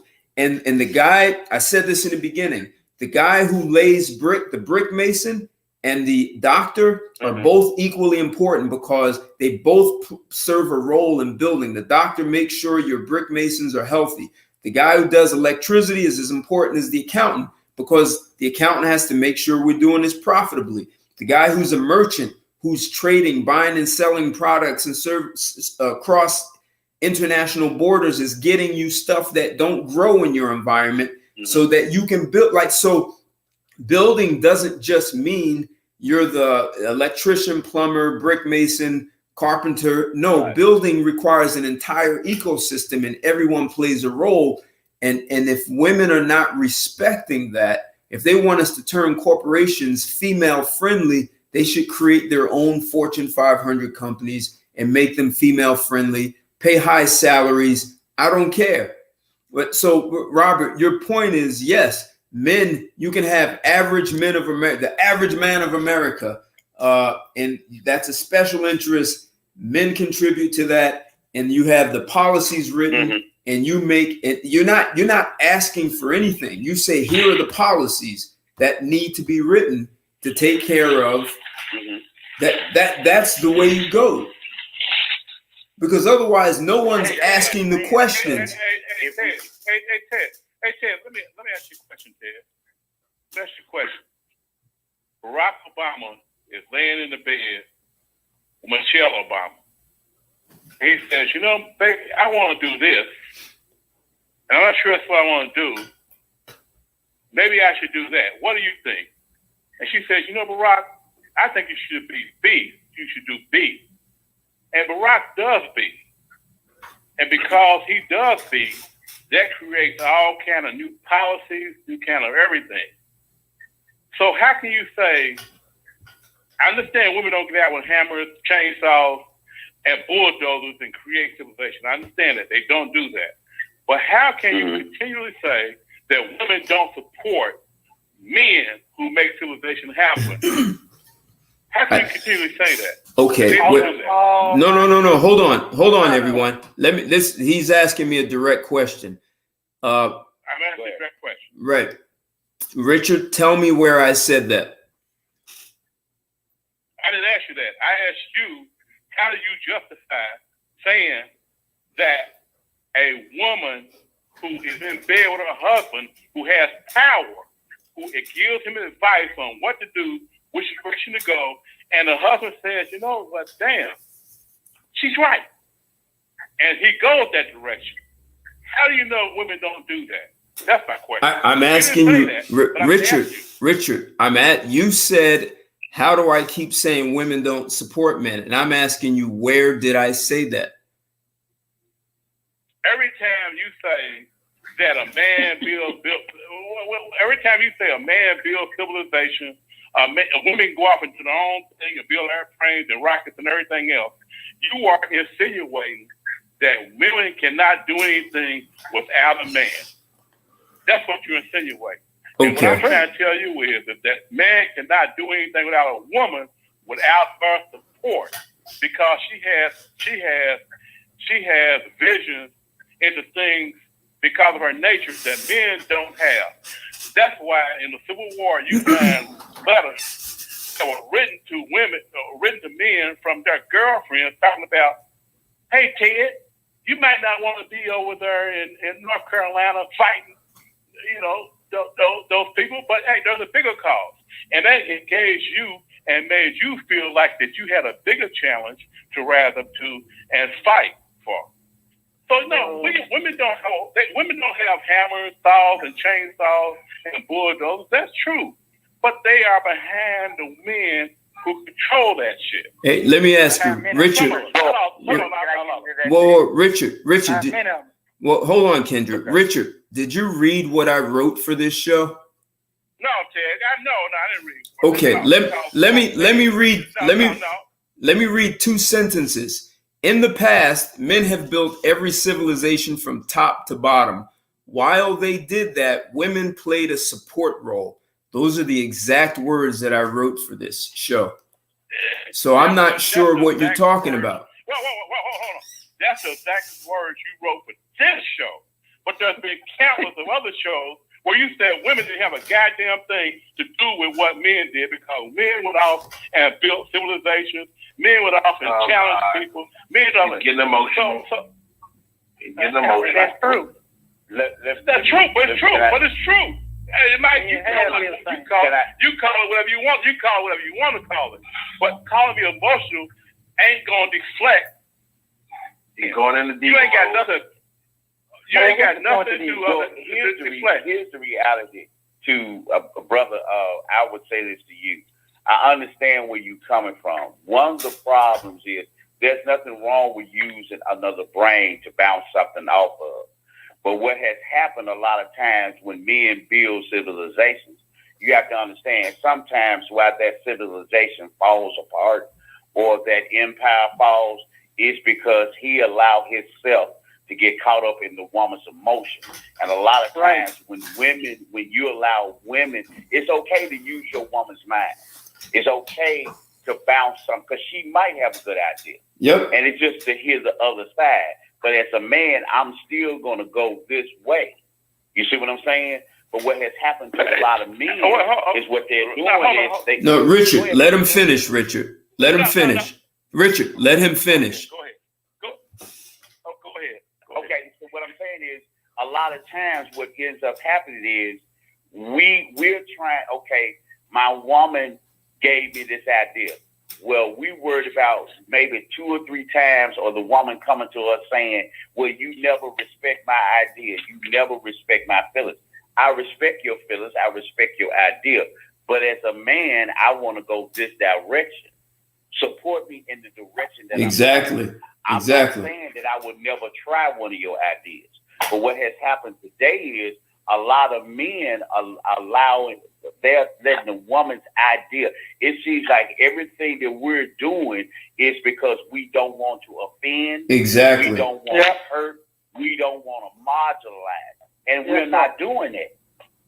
You know what I'm saying? We're not doing it. That is a distraction. I'm Barack Obama. I'll let you speak. Let me speak. I'm Barack Obama in bed with Michelle. And I said, Michelle, I am sick and tired of those Taliban. I'm going to bomb the shit out of them tomorrow, like all the newspapers have been saying. And she says, well, Barack, ain't there women and children over there where you're talking about bombing? And man, because he might say, oh, I never thought about that. And change. I mean, there's nothing wrong with it, but it ain't about arguing with the woman. It ain't about that. It's about we're not arguing. I'm not saying we argue. What you said is Michelle gave her opinion. Okay, baby, I understand what you're saying about women and cheering over there, but here's the reality. Here's, baby, this is the route I'm going to take. I'm going to make it glass over there. I understand what you're saying. I know it's going, as a woman, it might hurt your feelings that some kids going to get hurt, some women going to get hurt. Whatever. We have to do it. Sometimes we might have to make this some glass. Exactly. And maybe So you're saying, you know what I'm saying? So you're saying, baby, okay, regardless what you say, I'm going to bomb the fuck out of her. Yep, exactly. And she makes I feel that's what I need to do. I'm not saying. Go ahead. Go ahead. Is there a possibility she could be right? Is there a possibility she could be right? It could be a possibility that she's right. That it may have an emotional impact on. No. Don't take me that path. Could she be right about killing a bunch of innocent people, civilian and children? Okay, so it ain't got nothing to do with being emotional. Let me say it's got everything. Let me say this. Okay, go ahead. Go ahead. It was just like with Hiroshima. I'm pretty sure there was a woman that told him when we did Hiroshima and Nagasaki, when we dropped Exactly. Sure somebody said that, hey man, we got kids. There's gonna be kids at school. There's gonna be kids on bikes. There's gonna be kids fishing when we drop this bomb. We thought about that, but in the interest of cut this shit here out to end this war, we finna drop this bomb. And we just have to pray to Jesus and say, God forgive me, drop it. It is what it is. Sometimes we're going to have to go with our idea. It's not saying we disregarding the woman's idea, but what has happened is, what I'm saying, if a man has I break it out this way. If a man has 5 ideas and a woman is against 4 of them, it's like we only going to do one idea. All the other ideas that we got is coming from our woman. And there's nothing wrong with that. But what has happened is it seems like everything we're doing is to not offend, not marginalize, not to hurt the woman's feelings. It's not about hurting your feelings. Sometimes as a man, I'm going this direction. You know what I'm saying? And there's nothing wrong with that. I'm not saying it's hurting her feelings. I'm not saying that. I'm saying it's listening to her because with my idea instead of hers sometimes. Because first of all, why is it a problem not to go with your idea? Why is it that every time your woman says something to you about like you saying, there may be some kids killed over there? Okay. Well, first of all, let me say this. First of all, I didn't say every time. There may be some times where you say, Michelle, fuck what you're saying. They're hiding soldiers where those kids are, so I gotta bomb the place. That makes sometimes you gotta say that. Hey, Richard, let me give you an example of when Barack did exactly that. He said, "Fuck what you say. I'm doing what I want," and she had to go along with it. Do you know when that happened? And this is a fact, not my opinion. I don't care, Ted. No, listen. No, listen. Michelle was 100% against him running for president. And he said, fuck that, I'm running for president. She was against it, 100%.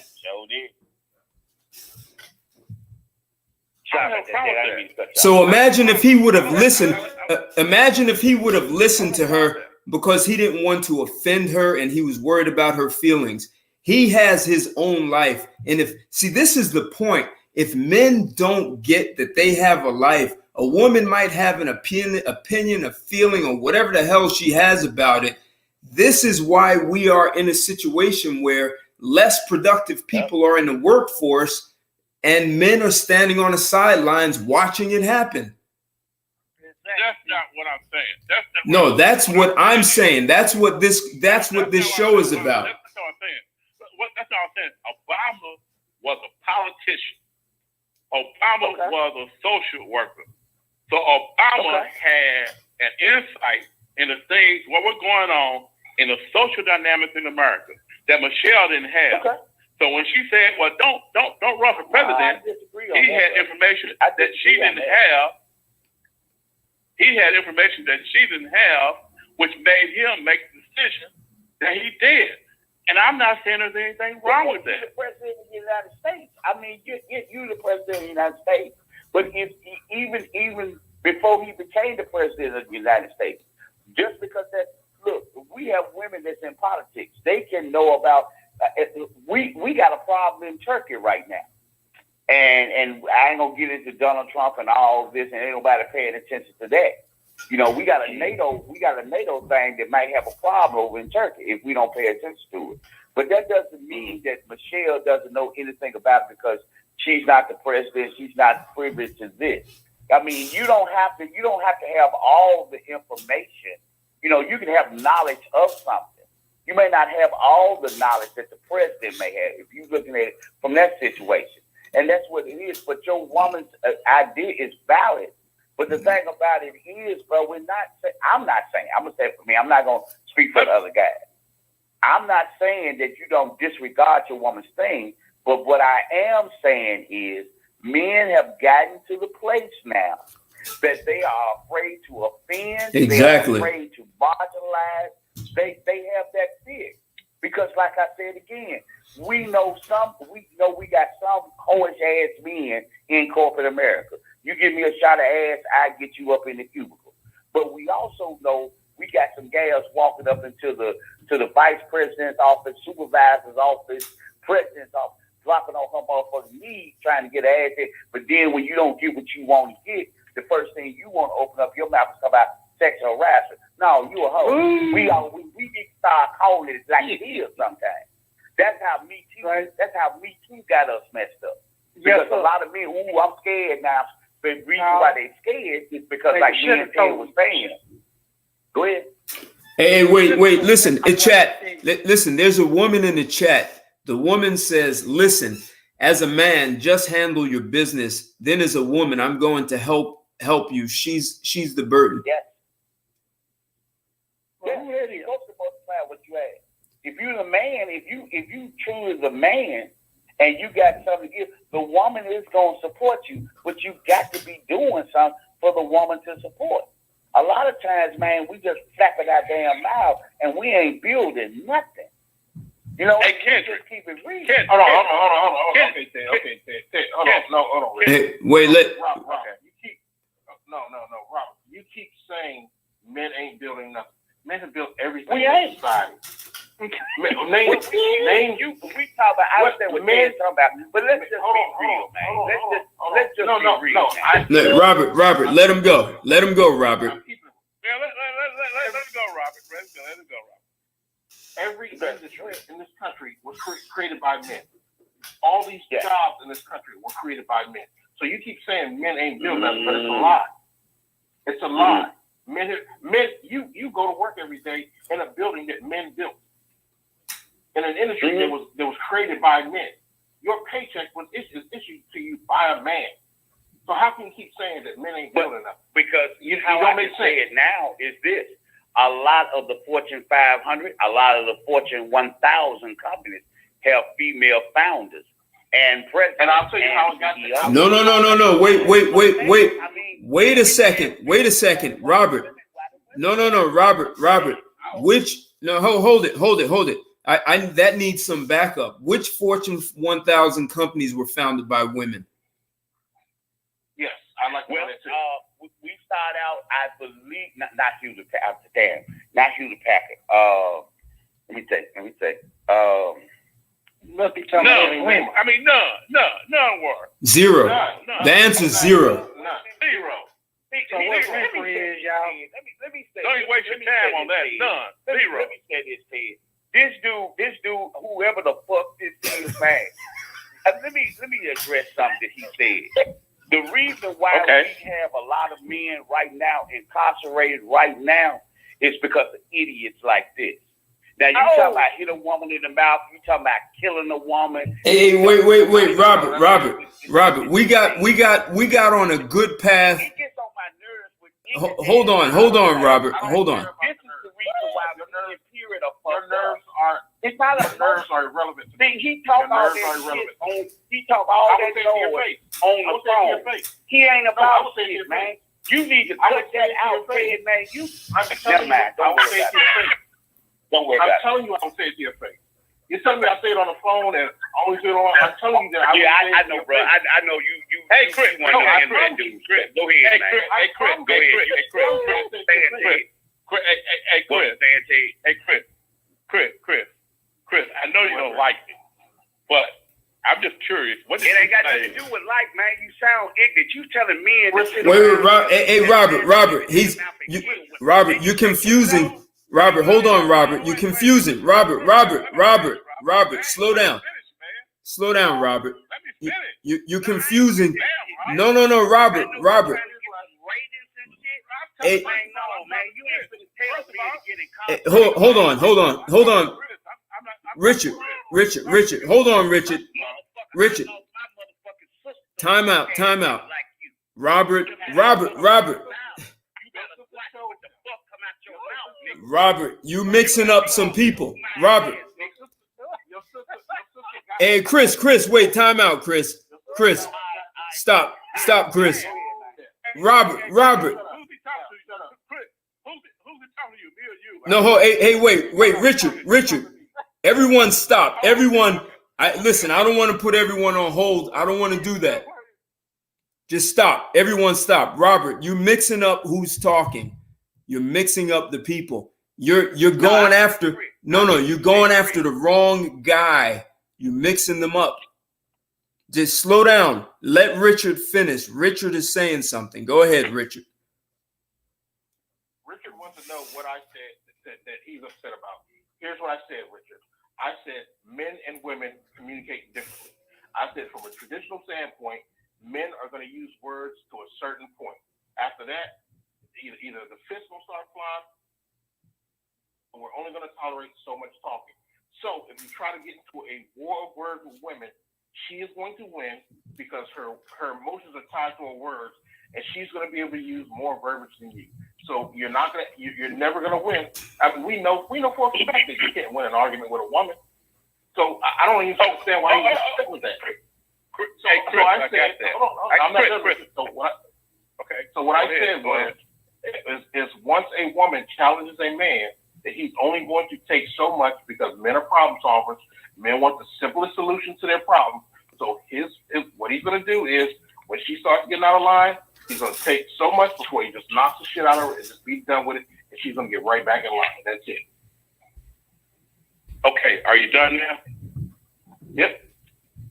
Okay. So, Robert, how do you have a problem with what Chris just said? Like I said, man, I've got a problem with the motherfucker to open up his mouth talking about putting your motherfucking hands on a woman. I think there you go. There you go. It's a personal thing with me. You see what I'm saying? Even before that happened, we didn't tolerate that. See, now, like I said, my sister didn't talk crazy. See, that's what you're trying to justify it with. That's why you see a lot of these sisters as a police officer. I'll tell you this: you're not a police officer; you're a correction guard. I am a police officer. Cause you don't know my motherfucking background. What the fuck are you? Hey, Robert. You don't know my background, nigga. I was a correction officer. Okay. I was also a police officer. Okay.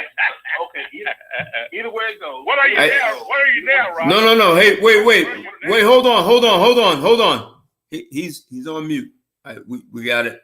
Listen. So we were going in a good direction, and how we got distracted. Robert, I don't want to put you on mute. I want to hear what you have to say. You started putting us you put us back on topic, and now you got us distracted. Right. This is really. I want to say something. Go back to the topic. I want to go back to the topic. This is really about whether men. This is really about whether men are going to stand in some kind of solidarity and actually talk about it. So men have built everything we're looking at. We're on computers. We have a network. We have internet. We have phones. All of this. You live in a house. The buildings, cars, roads. And women are asking us to step aside so they can run it, and men are watching it. Robert, you were saying men don't want to offend women. And someone has said that men don't have the power. Listen, if either laws need to be rewritten or men need to take a stand with women and draw lines and boundaries, except if you want to go back in the workforce, women have displaced you. Alex said something earlier about you vote with your dollar. You stop buying from a company. Right. If a company wants to hire mostly women, you stop buying and they go out of business. So there are more than one way. So you can use your dollar in the sense of we won't buy from you, right, because you want to put, if you put a woman as CEO, you can count men out. You no longer get our money. You can start a special interest group that is for men, only for the, just like they created them for gays, you can create a special interest group that is for men. Men fund it, and you hire lobbyists, you have laws written, and you crush the laws that are not working for the country. You then have to get the country back on track and make decisions for the best interest of all. But right, men are not coming together to do that. And for the women who feel like they've been displaced, well, they are less productive, and they're going to pull the nation down by being less productive.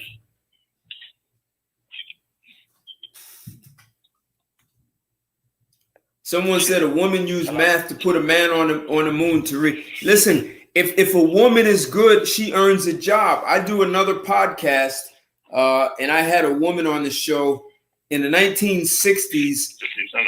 That woman there were no computers. She was working for the government, doing some work that benefited the Pentagon, and she was organizing information that in the same way Google does now, but she did it without computers. So but she had to be really smart. This woman had an exceptionally high IQ, and she has certain skills and competencies. Most women don't have that. So in the way our society is structured now, we give women jobs just for having a vagina, and that's not working. Well, that's why I say I agree with you. Like I said, men, we're gonna have to come to the table and put money on the table. Like you said, we gotta have an agenda. And if we don't have an agenda, all we doing is complaining. Just like I said, it's a small issue. Well, it's not a small issue to some men. But just like they talk about the child support laws, I tell guys all the time, instead of bitching about it, you guys get together, find the attorney, get with your state representative, come up with an agenda, and try to attack the laws and change the laws. But as soon as you say that, men want to get to crying about we ain't got no money. No, you have to write the laws, Robert. You have to write the law. You don't want to go in. See, you can't go into the government and say change the law. You have to write. You have to hire the people and have those laws written and say these are the laws that we want on the books from now, because what's on the law is hurting society. And this is what has to happen going forward. Yeah, I mean, you can change it. You can do that. I understand what you're saying. But there are some laws that can be amended. Yeah. Y'all keep saying change the laws. You can't change the laws as long as women have voting power. They outnumber men. Look at the House. Donald Trump's been trying to pass the stimulus bill. He can't get that bill passed because of Pelosi. So you can't do it. You can't subvert women and their voting power or the influence that they have in politics because you allow them into politics. So you can't change any laws as long as they're in place. You can't do it. You keep saying that men need to get their dollar and vote with their dollar. The dollar that they need to vote, that they need to use, their bargaining chip is, okay, I'm going to create jobs. I'm going to create XYZ company, and I'm going to create 5,000 jobs, but I'm not going to do it unless you do this. Because the men are already bringing money to the table in the form of creating jobs and infrastructure in this country. It's not women do it. There's no woman doing it. Exactly. There's no woman doing it on a mass scale such as men. So the power of bringing it down to the table that he keeps talking about, no, it's not paying them. It's the form of creating jobs. Because there's no woman that's going to create as many jobs as men have.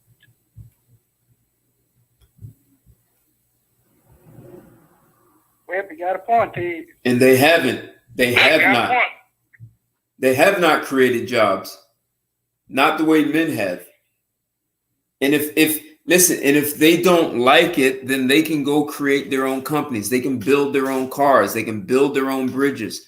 I don't care. And it's not that I don't care about women. It's just that if we keep going in this direction, what are we going to do with all the displaced men? If you have 60% of the workforce filled with women, you're talking about crime going through the roof. You're talking about drug addicts. Yes, sir. I'll tell you what's going to happen. I'll tell you exactly what's going to happen.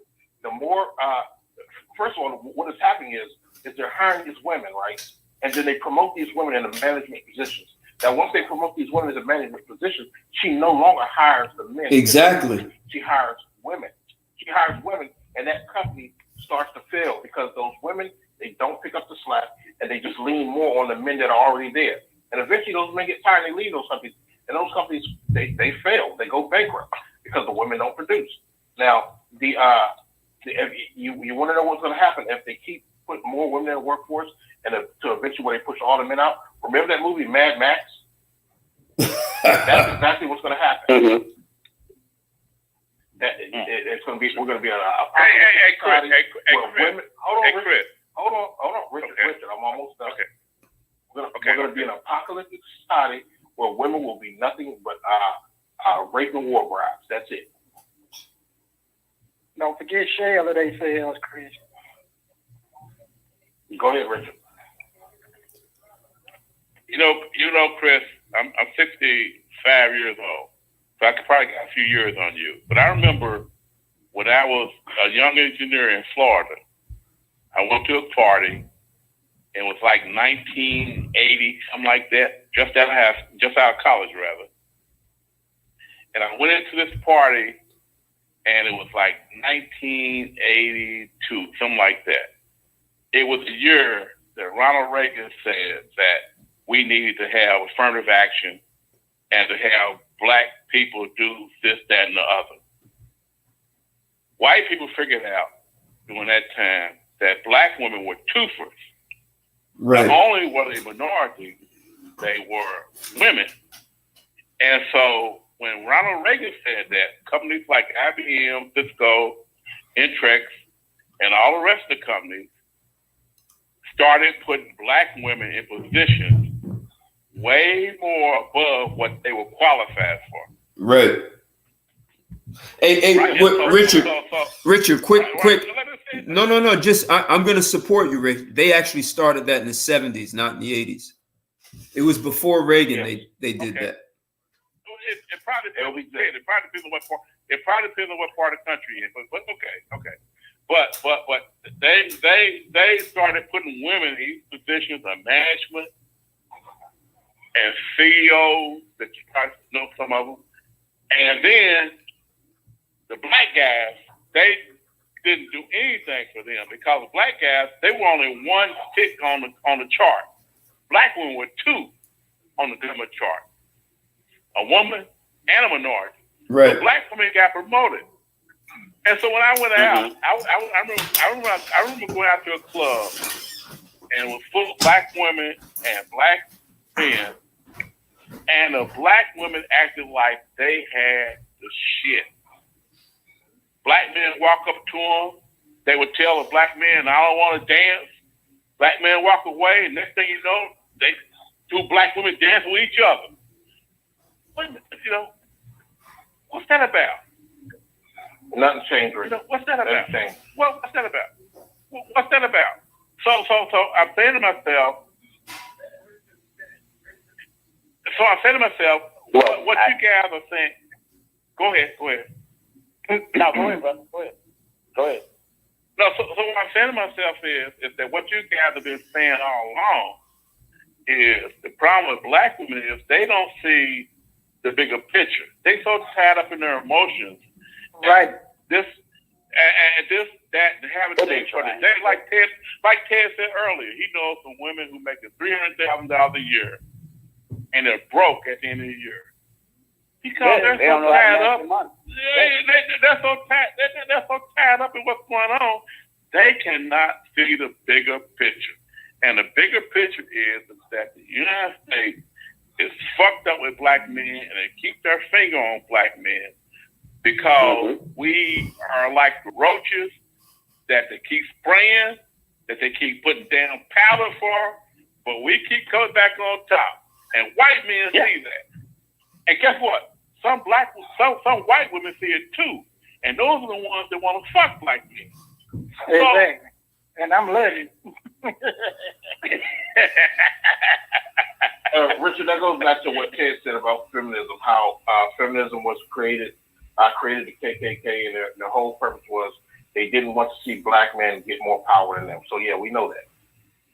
Yeah, you know, Chris, I love Ted. Me and Ted have probably been horns and hoofs to each other quite a few times, but I think he's wrong about that. I think there's been more black women telling their daughters, their nieces, and their great nieces that because a black man ain't shit, you better go out here and get your degree, get educated. It's the mindset that they were taught from white women. They were taught by white women. So yeah, they didn't come up with it. During Jim Crow, there were more black Americans than there were white men. So they didn't come up with this on their own. No, they were taught this. They were indoctrinated. Wait, hold on, Chris. So why is it if they were taught that by white women, why is it when a white woman goes to school, her degree is second, it's second choice. She goes to school to get married. A black woman goes to get a degree so she can come back out of school and brag how many degrees she's got and then tell you ain't nobody because I can, she's got a PhD in whatever. And so but white women don't do that. White women go to school. Because white women been trained. That's what a white woman has been trained to do. She goes after the money. She tries to help build a legacy. That's what she does. She's trying to consider. If you're going to attack a family, the family unit, Richard, who has more power to support that family, the father or the mother? The father. The father. So tear down the father. Wait. Richard, stop. Control yourself for one minute. Hey, Chris, I'm an old man. Chris, I'm an old man. You asked me a question. Kendrick butted in. Confused. I'm not. What I'm saying is those white women knew that if they can convince black women to tear down their men, then they've effectively torn down their community. They made their community powerless because they don't have the men there to support it. Men out earn women. Men do everything. Men protect women. Men protect their children. Men provide structure. If you remove men, all of that goes away. White women convince black women to do that, and they still do it to this day. Chris, in love, that is true. Chris, in love, this is where I disagree with you. I believe you're absolutely 100%. I don't want to say anything that Chris, if you let me finish, I might be explaining. I agree with what you're saying, but I don't think white women doing it. I believe black women do it. I think grandmas and Henrietta and grandmas and mothers, aunties, and everybody else tell black women they don't need a man to go out and get educated because you can't depend on a black man. I think, and that's probably a percentage, I agree with that, but I think a bigger percentage of the problem comes from that kind of talk to black women than from white women telling black women about feminism. That's all I'm saying. I think a bigger percentage is from black women telling younger black women that shit. Yeah. I've explained this so many times. When you look at grandmama and them, when you look at all of them, you can see by the millennials. The millennials are telling you they don't listen to their elders. They ain't paying them no attention. So a lot of times, something's not true. There are some grandmamas and aunties. There is a percentage of that. But overall, grandmama, aunties, the elders was telling young black women, support your man, stand behind your man, be with your man, because that's how they do. But now, like I said again, with these millennials, they don't pay attention to nothing old. They said any traditional thing, anything that makes any sense, they trying to do it their way. And like I tell people all the time, look at what's going on. You still trying to do it your way. You still trying to, like I said, black women, yeah, you're the most educated, but you're the most broke. You're the most educated, but your community is total fuck up. You got all this education, you got all this knowledge. You're not bringing it to the community. You're not using it within the community. So you going to school, picking up degrees and this, that, another, it's only benefiting you to a certain extent. And all you really got is a degree. Because like you said, mismanagement, like you said, Ted was saying, it is true, Ted is right on there. You got women making 6 figures, 7 figures, and broke. I mean, it's just. I agree with that. I agree with that. I agree with that. Yeah. I say it was right.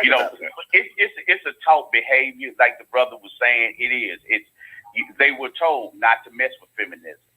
When in 1966, when it came about, they told them not to mess with. Don't fuck with that. But black women did it anyway. And they've been swallowing the Kool-Aid for the long.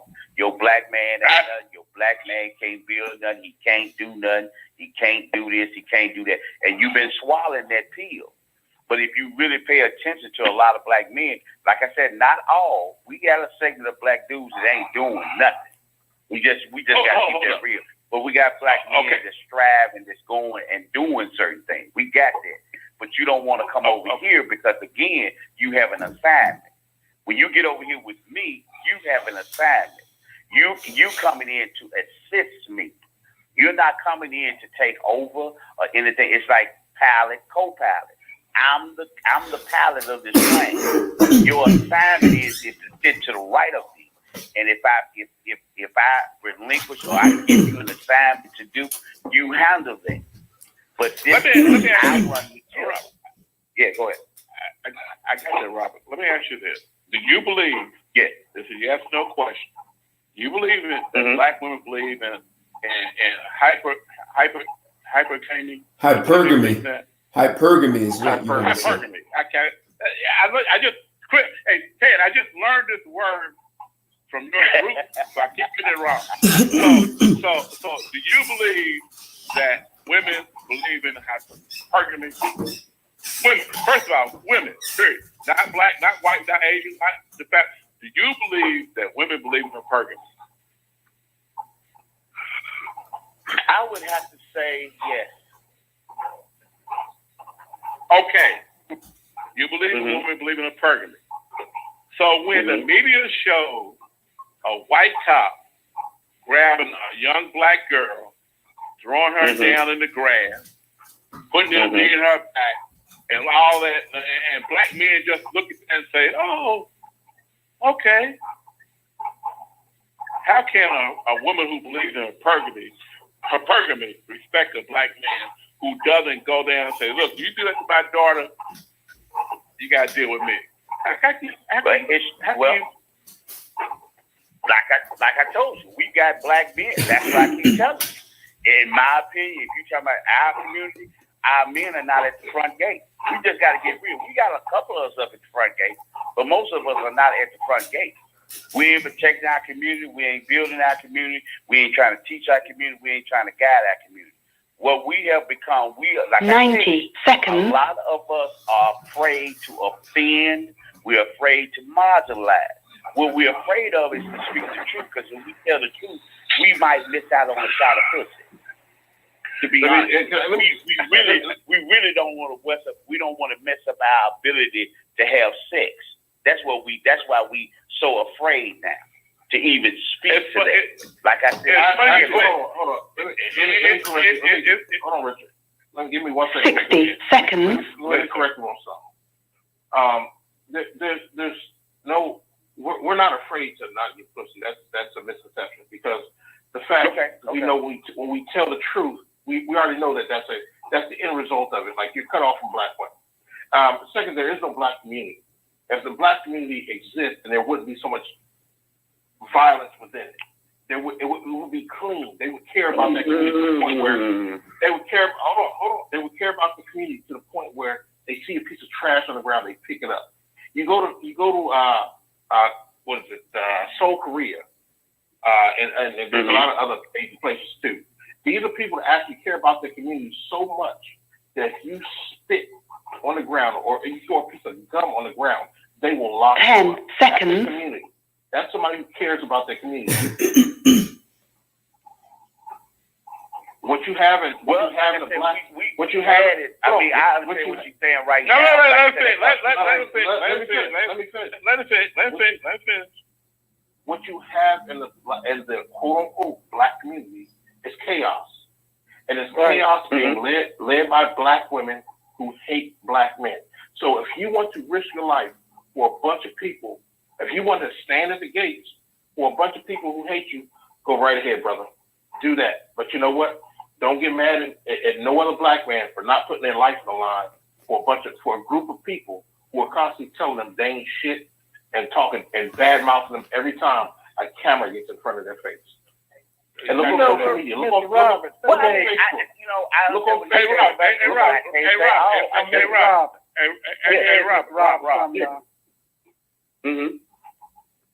Look on Facebook. Let me ask you real quick.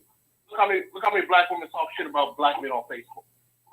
That's social media. We know how social media. A lot of women be talking shit. Some of them tell the truth. Other ones trying to do the shit for likes and entertainment, man. It is what it is. Yeah, go ahead. Hey, turn this to that. Them two cuss. Hey, Mr. Rob. Yeah, go ahead, brother. Let me ask you something. So how you think like what you and Mr. Chris just said, how you think them servicemen feel about that? When you hear about what you mean, the servicemen? Them comments he just talking about how they feel about certain black men. When you got black men over there serving for the country, how you think that look to them? Well, like I said again, that's a personal choice. Like I tell black men all the time, if you feel like this country ain't doing nothing for you, you got to select the service right now. And stuff like that. But if you don't want to fight, that law ain't changed. You ain't got to go. I mean, it is what it is. But we still got to have some service for fighting. I know that to be the fact, though. Yeah, I mean, you still got some black folks that's patriotic that want to, the red, white, and blue and fly that. Yeah, you always gonna have people that's gonna fight in this, that, and another. We understand that. We're not gonna lose any soldiers now. Let's just be honest about it. But if you don't want to fight, you don't have to fight. I mean, that doesn't change anything. I personally myself, I can't speak for those brothers because I mean they volunteered, and a lot of times they did it because there wasn't no, like we talking about now, wasn't no job opportunities over here. A lot of young blacks are going into the military to serve because there ain't no jobs here. At least I think it's up to now like $2,000 a month. I think it's up to $2,400 a month now to go into the military. Well, ain't no jobs out here. Let me go into the military. They've been forced into it. But another thing we got to start doing in our community, we got to start telling. We can't be we can't be afraid to offend. We got to look. If you wanna be an entertainer, that's fine. But we got to tell our young black men, a basketball, a football, and a microphone in your hand is not your only way to make it out of a hood. There's engineering, there's law, there's blue collar, there's white collar. You can get out of the hood that way. You can get out the hood through education. You ain't got to run up and down the field or throw a ball in a hoop or have a damn microphone in your hand. That's just the reality of life. But until we start promoting that and stop being ashamed when people talk about, well, you taking money, you stopping black folks from making money. I'm not stopping you for being a rap, but I'm not going to let that be the blueprint for young black men. I'm not going to let rap, I'm not going to let football, I'm not going to let basketball, athletics be the blueprint for the only way a black man can make it. And if he doesn't make it in those three, he's out on the street with a pistol and dope in his hand. Hey, so let me ask you, Robert. Hey, no, hold on. I've been very quiet. Hold on, Richard. Hold on. So, Robert, with what you just said, do you think the black community leverages their talent? So you have black men who could create jobs, right? So if you look at the white community, you can look at the past. A guy like Nikola Tesla had a PhD, except a guy like Thomas Edison, he didn't have a college degree. He didn't even go to college degree. Neither did Henry Ford. Neither Steve Jobs did one semester. So you have people with or without college degrees who are brilliant And the question is, What he said. are black people putting money, are black men putting money behind other black men who could create thousands of jobs?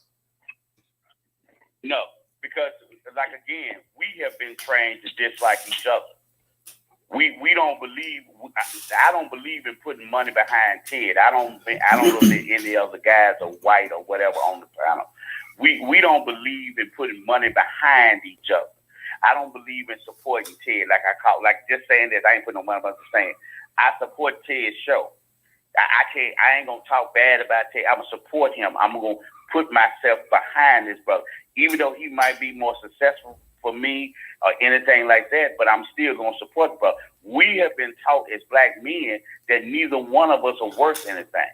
So if you see a black man that's trying to make it, a black man that's trying to build something, you're supposed to pull him the fuck down. But here's the reality of what we do. When you talk about are we leveraging our resources? No, because what we're doing is just like when I go to college. We're taking all of our talents to white schools. We going to Stanford, we going to USC, we going to all these other schools, but we got historical black colleges. Now, the first thing somebody gonna say, well, at the historical black colleges, they don't have the laboratories, they don't have the libraries, they don't have the dorm. How the fuck you think Alabama? How you think Georgia? How did they get their dormitories? How did they get their labs and this, that, and another? Because we took our talent, our athletic talent, and we take it to the white schools instead of building our own schools up. See, we one of the things, another thing, in my opinion, what black folks do, we are afraid that we're gonna offend some white folks by saying black first. It's like we have a problem. Me being a man of color saying black first. If the first people, when I interview for a job, I want to hire a black man, and I know we talking about black woman. I want to hire a black man first. I want to hire a black woman second. White folks and everybody else come behind them. What's the problem with that? White folks been doing it ever since this country been here. We just not getting into the workforce. They just not letting us be CEOs. They just not letting us be managers. So until we decide we're gonna say black first. Actually, Robert, that's what you said is not true, because if you go 1968, there were more per capita. There were more black-owned businesses in 1968 than there are now. Yeah. And I'm not talking about those. But what happened? But see this. All right. So you all have talked about what happened, and so no one wants to talk about what really happened because no one wants to offend anyone. So what really happened back in 1860. Once they knew slavery was going to be abolished, white women said, black men are going to have power and authority over us, and they told their men, you need to do something about it. What they have literally written down is that the Ku Klux Klan was founded in 1865 with the intent of scaring black people back into the field. That was the intent. It was to scare them from going out and doing anything. And the women, people who say women's suffrage was good, all that stuff was designed. It was a Trojan horse to push black people back in the field. And they depended on their men to use force to scare them. The women said, well, we want to participate also. And the men kept saying no. The Klan started falling apart. And in 1915, they got it back together. And then the women said, we want to be involved. So since you won't let us in, we're going to create the women of the KKK. And those same women are the women who started pushing voting and feminism in the 1918. The same women of the KKK were pushing that on black women. So any women who claim to be a feminist, I don't care. The feminist is the same thing as being in the KKK. And they used those women, instead of them using force, they used propaganda. And when you all were talking about how those women were going back home to take care of their families, they raised their sons to be part of the Klan and to be leaders and to dominate the world. And those same women who were teaching their sons to have domination, those same women told black women that your men ain't shit and they're rapists and they're going to beat you. Meanwhile, Klan members were in public beating their women, beating them. Stuff is documented, beating them. And what those women said is, well, your men are doing that to you. They projected that so well. They got into health and human services. They got into governments. They helped create welfare programs that had long-term consequences. In the 40s, they started heavily bringing in psychologists, sociologists, and anthropologists to understand how to use marketing to persuade people to do things they didn't want to do. And by the 1950s, they were extremely effective. And you can imagine by the 60s and 70s, they figured out how to persuade black women to do things they didn't want to do. That's what happened in this country. So when you say, Robert, that black men won't support one another, well, if you've been told since the day you were born that you ain't shit because niggas ain't shit, what are you going to think of other men? I did a show and asked, where do men get their power? You get your power from your father. And if you don't realize that your father's your source of power, you won't realize that you and other men are a source of power. You can strip that through psychological warfare. And you can tell people this is what happened, and they'll deflect and say, yeah, but and what? And the game keeps going on. Yo, T. And I noticed what you just said about when they talked about black men being rapists and all that. Notice now number 45 said the same thing about all the Mexicans that was over here in this land too. Now I don't know which way this rhetoric done turned, T. Well, it's the same propaganda. When you want to shut people down, you use propaganda and make people afraid. All I'm saying is that the women of the KKK use psychological warfare. Their men use force. The women use propaganda. That was their tool, was propaganda. And black women had no way of listening to their own men. If you look at other communities, Middle Eastern, Asian, Hispanic, they didn't let that stuff in their household. I guess black men wanted to be liberal, and they let their women go beyond boundaries that were in place and abandon the entire black movement that was happening in the 60s. Well, like I agree with you on that, Ted. Like I said, I had to correct some women on social media when they was talking about when the anniversary of women having the right to vote. I had to tell black women, what are you celebrating? Hey, Robert, let me add one thing to that. Black women owned property and businesses before white women. Black women were never being oppressed. If you just fast forward to the early 70s, the majority of the people in the Black Panthers were women, and they were in leadership positions. And so what were men doing? Men were going out and working and putting some money towards the Black Panthers, and the Black Panthers was helping the community. They had WIC, they had all kinds of school programs, educated, and the women were supporting the men in that way, while the men went out and some of them worked 18-hour days, man. But they abandoned all of that. Well, like I said again, just like one of the brothers used the term "dumb down." What has happened is, I'm just gonna be honest with you. Men in general, in my opinion, I know it might offend some dude. Men in general just done lost their nuts. They just don't have it. It's just they sitting back. They don't care no more. They just let it happen. Okay. They don't have an opinion. So that's so Robert. Now we can talk. Perfect. Maybe these guys here. Perfect, Robert. That's what this conversation is about. Is men growing balls. Yeah, that's what I said. I mean, that's what I'm saying.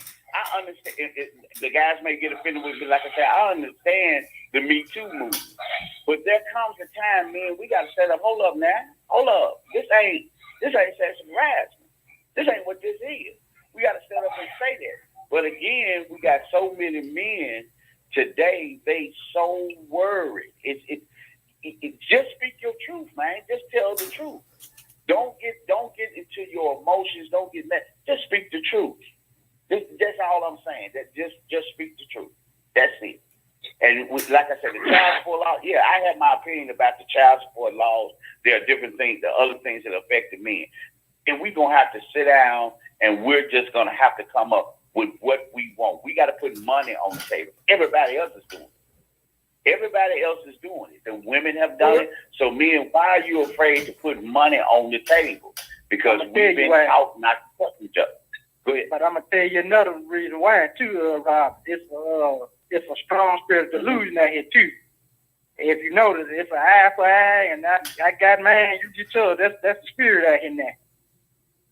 But I'm tell you, it's almost like from the 60s on back, we done lost the community that we had. You know what I'm saying? It's yeah, right. I agree with you. And the reason why I believe that that's the eye for the eye, most of those dudes that said the eye for the eye, they broke. You know, they really struggling. They ain't really got nothing. You know what I'm saying? They ain't really trying to build anything. They don't have anything to offer. You know, so they trying to get that. And a lot of times, like I said again, if you network, if brothers learn how to network, I know Ted. Ted might be able to hook me up on something. I know somebody might hook Ted up on something. We network with each other. We can build each other's empire. But how we've been taught as black men, none of us are worth anything, whether we educated or not. We've been taught that we ain't shit. So that's why we at each other. Well, no, Robert, hold it. That's right. why a lot of us men of color are over here groveling at white folk. We shine. We scratch our head. We do all this. We shine with white folk. But when we get over here with our kind, we disparage. We degrade because we know those men got power. The reality is, somebody said it on here. They done put out roast spray. They done put out poison. They done did everything they can. But we started coming. So what does that tell you about men of color? If we decide to stand, all we got to do is stand up. That's all we got to do. Hey, Robert, let me say this. I went to Best Buy I went to Best Buy about a month ago. Mm-hmm. I'm in line, and the cashier is a black woman. Mm-hmm. I'm in line behind a white man. Him and I are about the same age. At the time, this was like, I guess, 50, something like that. Him and I are about the same age. The black cashier showed that white boy all 32 of her teeth. Mm-hmm. She was grinning, smiling, talking about the weather, talking about how she didn't like Trump, Biden, or whoever. Talking about it. And when he bought what he bought, it was like $38.50. Mm-hmm. At the time, I was buying me a stereo. I come up, she just looks at me. Don't say shit. Just looks at me. It turned me up like she did the white boy. Didn't look at me like she did the white boy. And, looked at me like, oh, okay. She runs back the stereo I was buying through the computer. It was like $318. Mm-hmm. And the white boy just spent $4 or $5, and here I just spent $318. And she looks at me like, cash or credit. I'm like, why didn't you chat me up like you just did the white boy who just spent nothing? Did you say that too? Yeah, I did. Okay. And she says, what was her response? What did she say? I guess it went out. No. What she said was, I gave her two $100 bills. She told me my change was $200. She told me my change was $2.88. So she didn't. When I was saying that to her, she didn't acknowledge it, right? I gave her a $201 bill. She gave me back like 12 cents. Here's your change, sir. 12 cents. The white boy white boy spent $9, and I spent like $100 and some. But she gave more credit. She gave more credit to the white boy. Wow. She did I had to the wrong. And like I said, I got to give it to the host. He just explained it. I mean, it's training. It's the black people. Like I keep telling y'all. Robert, I'm going to be sorry, Robert. Hey, Robert, I'm going to be a little rude because you were saying something before about it being learned behavior, and so what Richard just said is just another example of learned behavior. And someone put up a post in the group saying something like 85% of people live.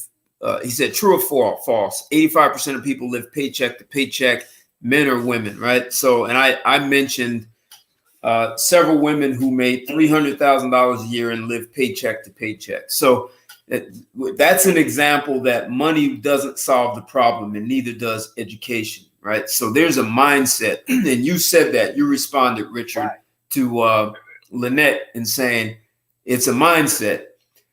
If that is not addressed, in the black community, it doesn't matter what kind of job, education, or check you get. There's a mindset. There's a mindset that absolutely needs to be wiped out. And if I don't see people investing in themselves and investing in men to make that happen. This isn't one of those kumbaya, sing and hold hands and sing together. A bunch of stuff has to be unlearned. Ted, let me say this. Ted, let me say this.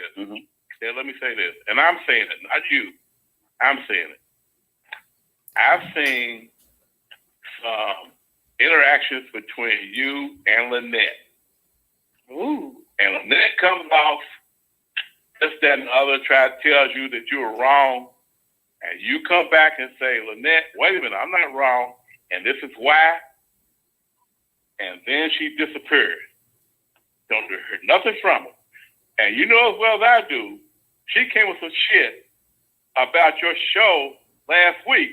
And you said, well, Lynette, if that's the way you feel, come on my show and talk to me about it. Did you say that? Right. Did she show up? No. Well, so what does that tell you? Yeah. What does that tell you? Women, he done spoke to she's you. fine. A lot of times people don't want to face up to you. Yeah, that's all that is. A lot of times women do that. They'll come at you and try to make it seem like you so wrong, come up with their story. And then we say, okay, baby, let's have a conversation. Or like you said, come on the show. And she was nowhere to be found. Wait a second. What I want to get back to what Robert was saying about this is being learned. It has to be unlearned. And it's this is a cold way to say it.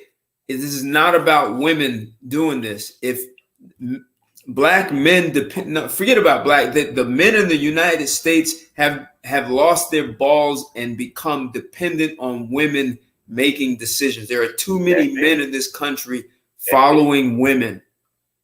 And that's a behavior that has to be unlearned. And if you talk specifically about the black community, I laid out back in the 1860s, the fear was black men were going to rise to power and authority. How do you stop that? You scare them back into the field and you use propaganda. You make their women a weapon in their own community, and you can obliterate the community by weaponizing the women. It's almost like planting a virus in your computer. So you hack into the women, you plant a virus in their brain, and you have them create absolute chaos and do whatever they think they have the right to do with no responsibility. So there have been men or boys who grew into men who were raised in those environments by single mothers. And if you don't start somewhere and undoing that behavior, it won't matter what you say, because it doesn't matter what women say. This has got to start with men. That's why I created this subject. Hey, T. Well, now Ted, I would also say that women, those women that understand where we coming from and understand, I agree with you 100%. It is a behavior that has to change. Black women are going to have to turn around and turn to those black women that understand where we're coming from, that want to rebuild or want things to, to rebuild or have a better community. They're going to have to start checking each other. No, Robert, no, forget them. That men are going to have to unlearn this stuff. Forget the women. Men are going to have to lead this charge, and men have learned too much stuff that's unproductive.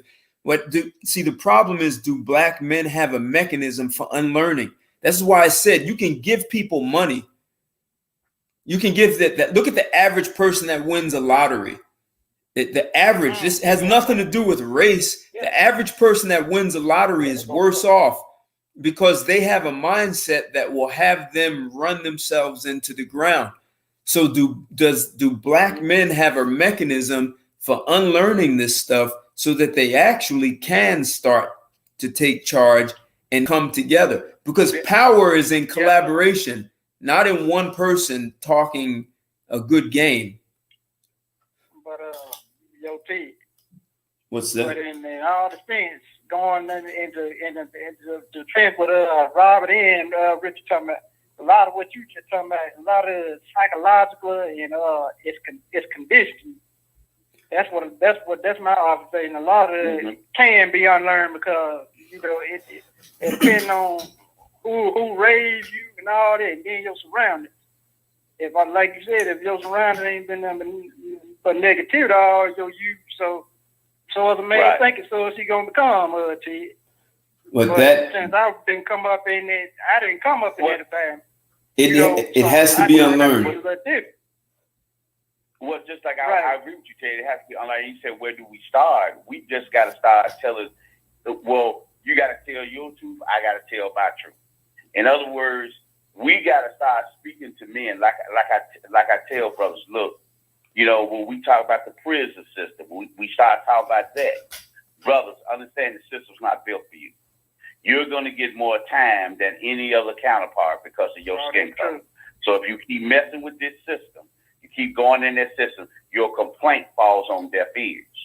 Because we have told you over and over and over again not to deal with that system. We done told you we're not saying, now I'm not saying beat your woman. I'm not saying put your foot on the woman's neck. I'm not saying it. I'm saying put your foot on her neck. I'm saying it. Yeah, that's what I'm saying. Okay, that's you. But what I'm saying is this. As black men, you need, if you ain't got yourself together financially, mentally, educational wise, man, get off the scene. Go better yourself. Go get yourself together because we need you. You see what I'm saying? We need you as men. We need the collective going because we have a lot of brothers or men, like Ted says, men, period, that has to have things that have to be unlearned. And if you're not willing to unlearn your behavior, you're a zombie. Get over there. Go over there somewhere. And we over here, we're going to be building. You see what I'm saying? We're going to let you, because we got to understand, some things got to die off. It's just like anything else. Like I said, I believe that it's going to be a change. I think men are going to stand up, but we got to wait for a couple of these dudes and a couple of these folks to die off. Because like I said, we too worried about the Democratic Party. We too worried about being conservative. We too worried about that. Because whether Democrat or Republicans, they don't give a fuck about us, period. Let's stop playing the game. Because most of the people that talk about the conservative really, quote unquote, is about the money. Most of you motherfuckers ain't got enough money in your pocket to even pay for a $300 or $5,000 plate dinner. So you ain't real fucking conservative. Hey, Robert, what you saying? Robert, what you saying that when you finish your college, go back and listen to Ice Cube. He rapped about 20 years ago, and he said in his rap, he said he voted Democratic. He said he voted Democrat because he was too broke to vote Republican. That's what he said in the 20 years ago. And now Ice Cube is rich. He's rich. He's So got what is money. he saying now? Have you heard this interview now? No, What is he saying about the Democrat and Republican Party? No. My next question was, if he's rapping about how he broke and ain't gonna vote for Republicans 20 or 40 years ago, and now he's rich. Why would he say, I'm not gonna vote for Republicans now? He's rich. If you listen to his music, I mean, here's my situation. Now, I'm not gonna speak for him. I'm gonna speak for myself. Now, like I say, I don't get into that. But here's the reality: a Democrat or Republican don't stop me from getting my bag.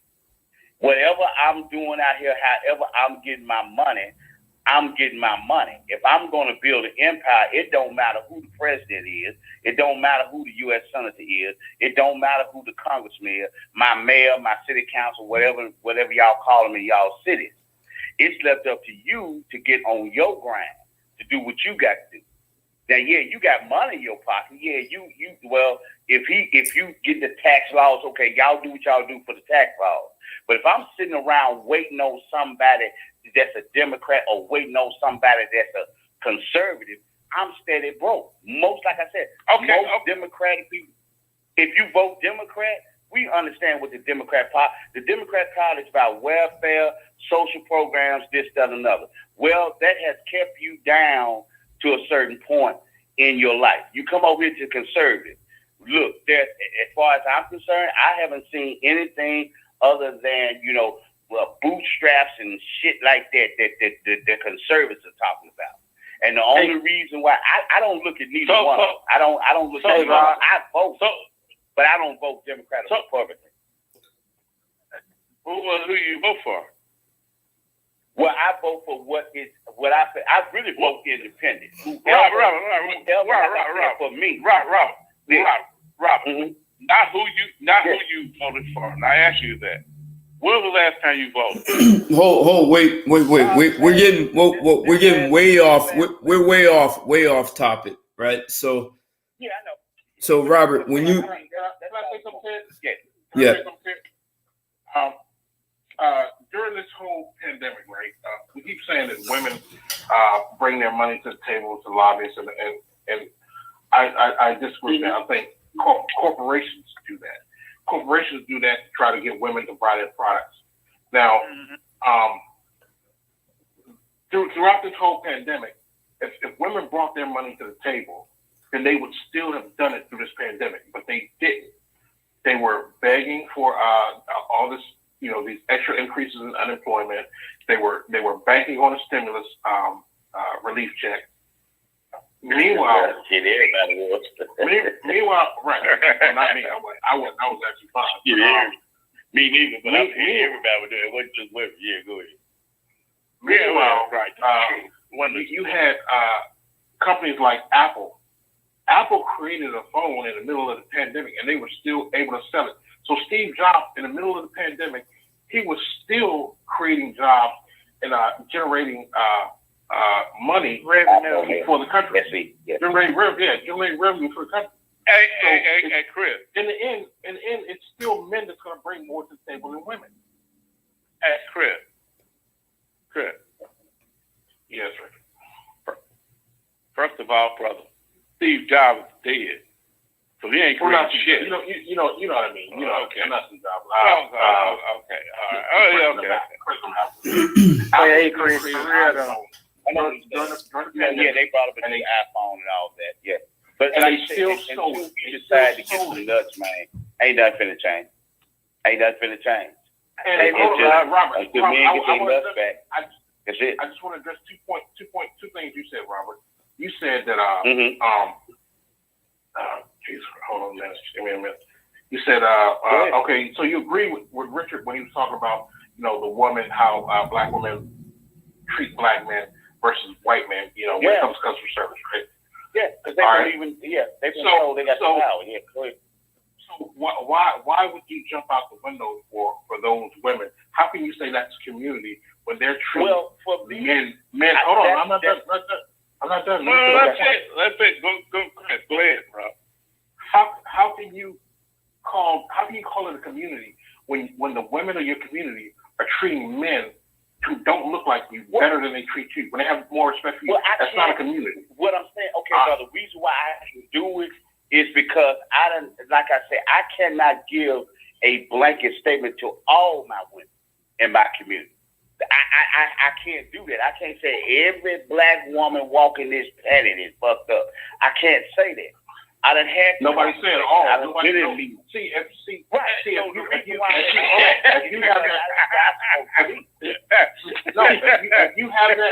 if you have that absolute conversation where you say all, you're gonna win it every time. You're gonna be able to rationalize everything you do.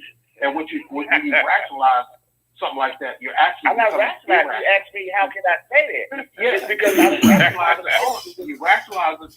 You rationalize it by saying all women don't act like that. There's no absolute. There's no absolute. So when you okay, use well, the word all, conversation- Hey, wait, hold, Robert. Wait, Chris, what's the other point? Chill, Richard, chill. Chris, what's the other thing you wanted to say? I forgot. Okay, go ahead, man. Yo, Chris. Chris, I can tell you what the other point was. Your other point was how can a black man go to a cashier who treats a white man better than she treats him, and then that black man is gonna go run out somewhere and defend her? That was your question. Yo, Chris. Yeah, Kendra, go ahead. Let me ask you something pertaining to the business aspect of what you were just talking about as far as revenue. So if enough financially secured black men was to get together and pool their money together and buy enough gold, now how could they build a black community back up on the compass of gold, Chris? What type of power would the black community have in if we build our own community on gold? That's what I've been saying. Because a lot of us have gold. Hold on. It's up to the black man with the knowledge to build a utopia, build a promised land that you want everybody to go to, right? And when you build it, you establish rules, you establish boundaries, just like they do in the Jewish community, just like they do in the Asian community. You say that your people in this community are going to act a certain way. You say your women are going to conduct themselves a certain way, and that's it. Now you're selective about who you let in it. And when you people start, first of all, I think you should buy all the houses in that community. Now you buy all the houses and you make a property of the city, and now you can selectively vote people out. And when you evict them, that's it. They're gone. You kick them out of city limits. But now, what I was getting at is the community as a whole owning precious metals like Fort Knox got the gold. That's what I'm saying. Just like Rosewood and all them other places, them people had gold and silver too, Chris. Yeah, but I did my homework on them people. Actually, precious metals. Kendrick, the power is owning the natural resources, actually owning the gold mine, not buying the gold from someone else. You need more than gold. Someone has a lot of paper or something. You getting in the car. All right. So it's and Chris and Ted can explain it to me. It's the natural resources that absolutely have to start being owned. And Chris is on the money and saying build a community, except you can't take the best example I can say is like people have been hacked and they have a virus planted in them. That virus needs to come out of even black people who have money. It needs to be unhacked, because otherwise you're going to bring it into a new community, and all you're going to do is use the same thing to make a new community with the same virus in it, and you'll end up in the same position. the same outside forces will be able to influence you. So you've got, it's almost like you need to build a mindset that has virus software in it. But it may be better than a virus software is that you need to build a mindset that has an operating system that can learn and not be corrupted or compromised by outside influences. Even when it comes to talk about pertaining to the topic, political power. Well, back during Black Wall Street, the black people realized that they weren't going to get any representation under the Dixiecrats, you know, which is the current Democratic Party.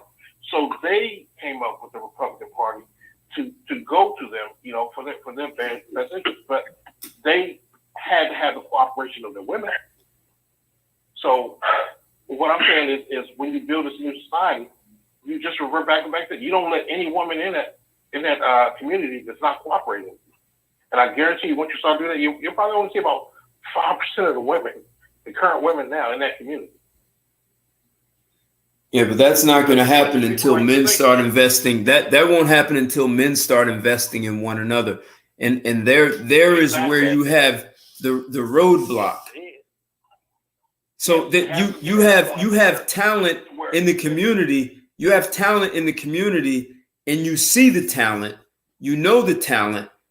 And you were saying networking, Robert. So you bring together people who have talent, and some people have talent for carpentry. Someone else has the talent of raising capital, and you know, and you go down the line.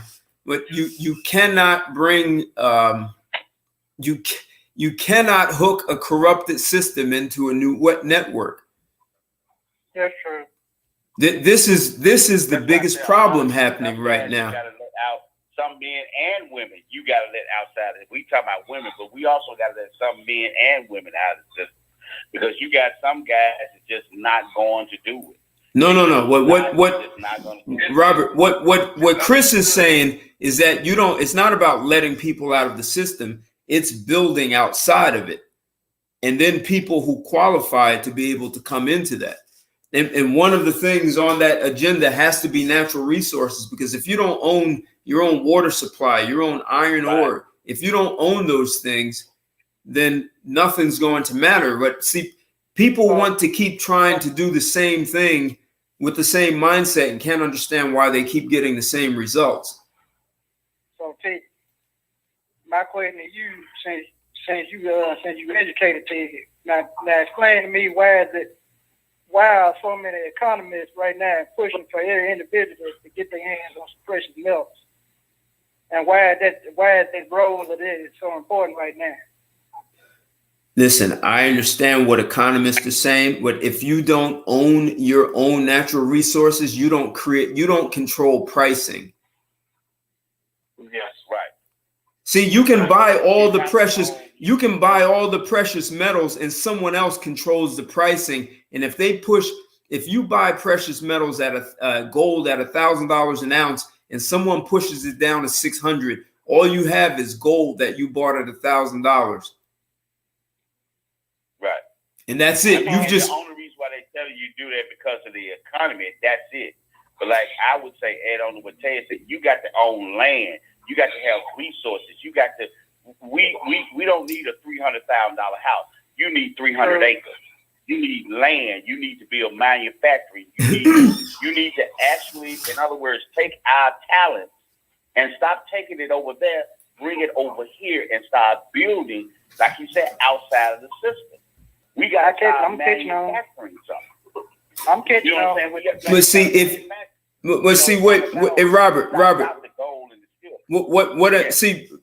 listen, I my first ever investment was in platinum. I took physical possession. Okay. I could have. So I understand that, but if you at some point people have to start looking at, are you putting your money into the Black community, or are you giving it away to someone else? Because someone else will control the pricing of that precious metals. You're better off. You'd be smarter to find a gold company even if it trades on a stock exchange, and eventually buy it or buy enough shares that you need people with money to do that. Right.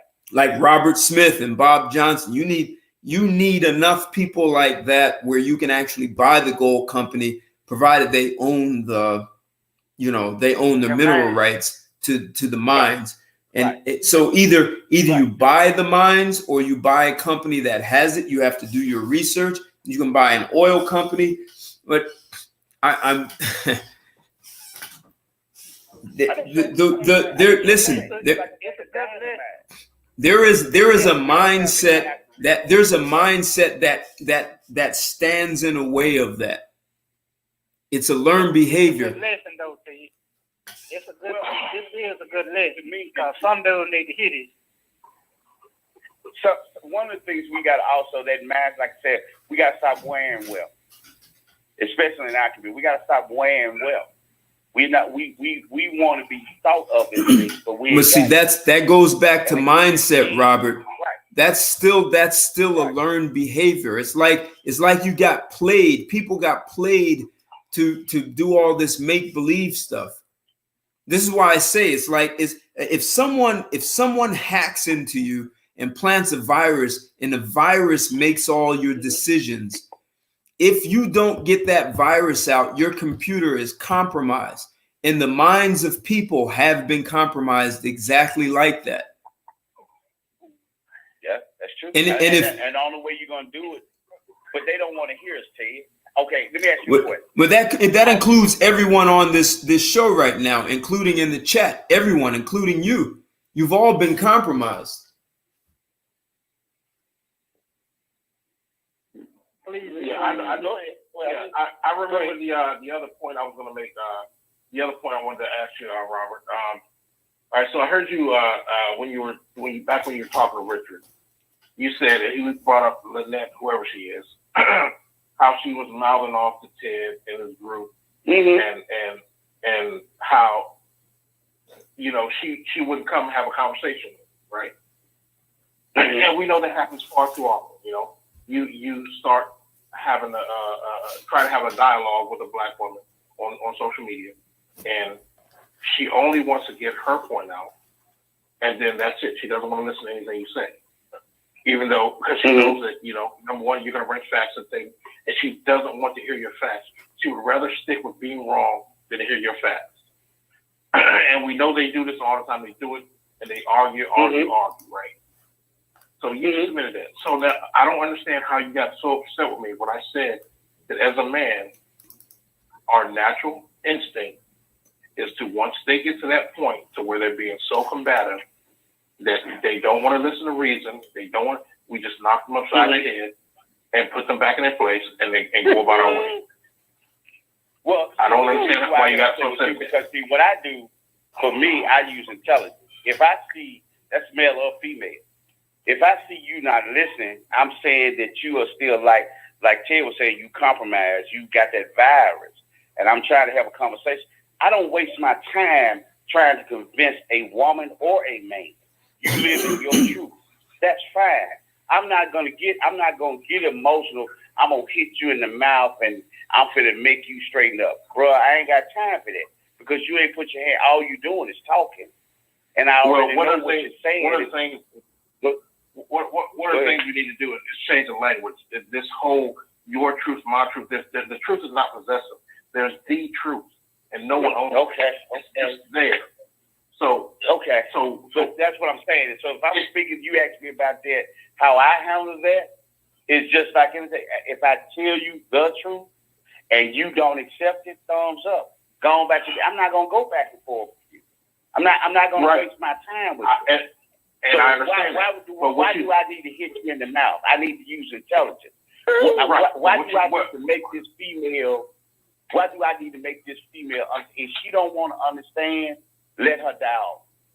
Let her go about it. That's fine. But that's the problem. That's the problem, particularly with black men. Entirely too many have taken that standpoint, and also, they try to dictate how other black men react. You don't get to dictate how I react. You can control how you react, but you can't tell me. Brother, is you can't dictate how I react. Or I'm trying to stop you from losing your life. I'm gonna be real with you because What if I want to die? you need to understand that, you know, if you raise, I'm just letting you know now. I mean, we can play that role, but I'm just trying to save your life. It's not necessary because I don't know, women do throw some pistols. You know what I'm saying? Keeping it 100. Okay. So if you want to raise your hand unless you want to hit somebody, you could end up dead. That's why I'm trying to keep you out the penitentiary and try to keep you out the graveyard. That's what I'm trying to do. And I need you here. Let me just tell you something. Any man that is willing to live on his knees rather than die on his feet, he's already lost his life. I'm not saying you on your knees, brother. I'm just saying if you're telling me to kowtow, if you're telling me to kowtow, if you're telling me to kowtow to unruly women, you're telling me to give up my life. Okay, you do what you want, but I'm gonna say you. But I'm just saying, I'm giving you me. If I see you finna beat this woman, you finna hurt her. Come here, bro. You don't need to do that. Leave that woman alone. She don't want to listen to you. No. What that woman needs to do is realize that I am the world's most dangerous predator. Okay.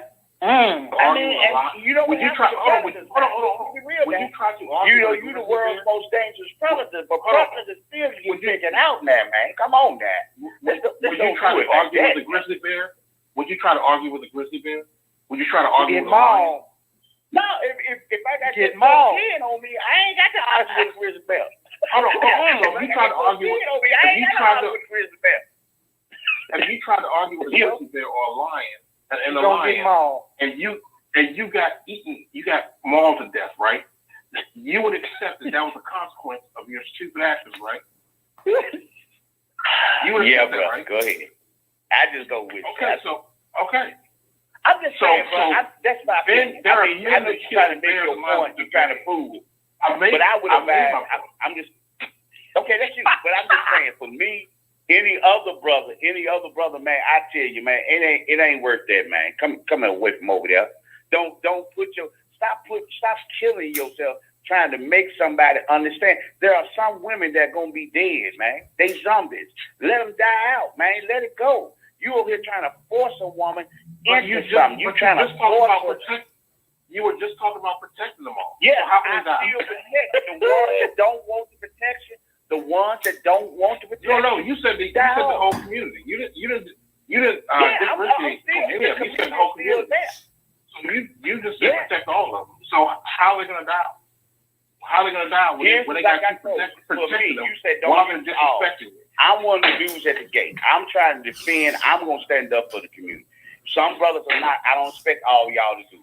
That's you. That's your. All right. thing. Okay. I got it. So Robert, can you respect that Chris he's telling you how he's going to handle it, and you're telling him how you're going to handle it. Neither one is the truth. Neither is truth. Neither is correct. Except we've got a bigger problem. Yes, sir. What's that? Blue pills in the fence. No, we've got a bigger problem, Robert. We've got a much bigger problem. And you've all been hacked. Yeah, we all got something we got to unlearn. No, Robert, I'm not talking about some things. I'm talking about everything. Nah, I can't go with you. Yeah, I know that. And that's. I'm gonna be honest with you. I mean, get specific. What do I need to unlearn as okay. Period. All right. So do you remember? I classify myself. I'm not scared to say that. I mean, I'm just saying. All right. I'm a black man. So what do I need to unlearn? You remember when we were small, they used to say the ankle bone's connected to the knee bone's connected to the hip bone, and right? So that means one thing is connected to so many other things, and you can't even see them. They are invisible. So whatever it means to be a black man, all of that needs to be unlearned. All of it. So what do I need to do? What is I mean? Hold on. I can't hear you, Robert. Someone's got too much motion in the background. Go on mute. I can't hear him. Repeat it again, Robert. What would be the first lesson? It's not about lessons, man. it's you know what it's like. It's like a journey. So, are you familiar with something called? I'm sorry, I'm gonna have to do this in a technical term. Are you familiar with something called neuroplasticity? No. Okay, so in your brain, right? I know what neuro is, plasticity. I know it's dealing with the mind. Go ahead. Okay. No. In your brain, like you have these pathways, they call them neural pathways, right? And those pathways, that's where all of your knowledge is contained. You have thousands of pathways that hold knowledge. And one pathway is connected to another and to another. And you don't even know that they have relationships with one another, right? And they used to believe that everyone has a finite amount of neural pathways, and that's it. So that means everything you know is stored in those pathways, right? And if someone gives you new information, even if it's a virus, they're going to plant it within those pathways, and it could potentially infect every pathway you have. Well, what they learned is that you could literally grow a new pathway. The challenge with growing new pathways is it's filled with uncertainty, confusion, chaos, and most people stay away from that. Most people want to take their existing pathways and add more, better, or different. Most people don't want to disrupt the way they think and grow a completely new pathway, which will give you an entirely new perspective of yourself in the world. And that new pathway, that new pathway needs to be grown. And then all the old pathways, there's a bunch of stuff in there that needs to be reverse engineered and unlearned. Most people don't have a method for making that happen. Most people want to unlearn the stuff that they think they need to unlearn because it's comfortable to unlearn it. But when you have to unlearn everything, people don't want to hear that. Most of what we've been told is a lie. And we have no feedback loops, meaning a feedback loop is you stick your hand into fire and the feedback you get from the fire is hot. So you either leave your hand in there and get burnt or you take it out, right? So if you've been lied to, you have no way of getting a feedback loop because everything you depend on to give you information is just going to feed you more lies and validate the lies you have as being true. You get what I'm saying? Yeah. So basically, you need to in a crude way, you need to destroy what you know so that you can create an entirely new world. And when Chris talks about creating a new community, you create a community that's not carrying over the viruses that have been planted in your brains. Yeah. So I'm going to stop right there. You follow what I'm saying? Okay, bro. Well, I mean, I think that's your point. I mean, I can't.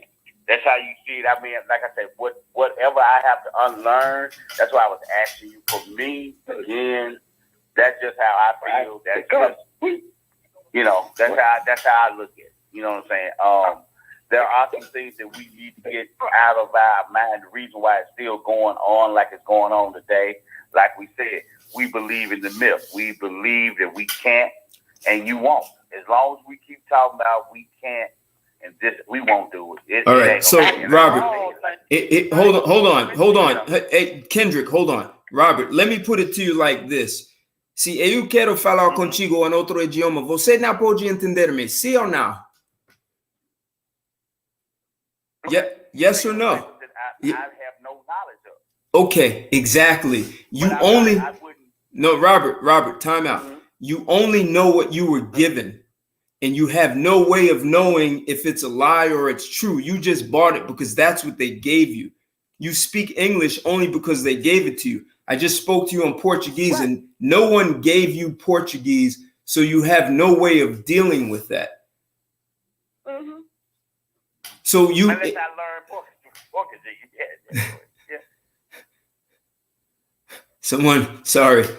Yeah. Yes, you can learn Portuguese, right? So Chris said something about creating a new language, right? So instead of everyone saying my truth, which is like doesn't even make sense, there's a truth. It's either true or it's not. There's no such thing as a individual truth. Okay. So when you unlearn what you've learned, and most of it doesn't work, but people use it because that's all they have. Just like you speak English because that's all you have. You literally have to create another language as you are, as I said, you're growing these new neural paths. Those new neural paths give you access, like I said, to seeing yourself, to engaging the world, you're making decisions without those other connections. Whatever it means to be a black man becomes irrelevant. Okay. Because that's what's in the way. The punchline is the enemy of a human being is an identity.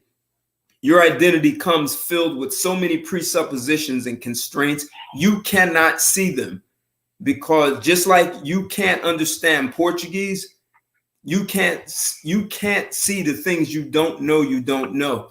There's that most people don't have a way of uncovering them. And you can read all the books you want. The biggest problem is most people can only read and understand what they read based on what they already know. And if that interpretation is off, then the whole thing is off. So when I'm talking about unlearning, I'm talking about like to be able to fully leverage your unmined talent, right? It's like alchemy, man. Everybody has the talent, yeah. Everybody has their talent and put it forward, yeah. No, but you have things that you don't know how to get to, right? So if you look at it like this, in alchemy, they in the old hundreds of years ago, they used to say the alchemist could transform. I know what that is. The alchemist could transform lead into gold, and they had to have special tools, right? It took a long time to learn how to do that. So you had to have a flame that was white hot. It had to be that hot, and you had to have this white substance. And if you applied that substance properly and kept it in that flame, you literally burned off all the lead properties, and what was left was the essence of what that lead is, which is gold. That's the rumors that they said they did.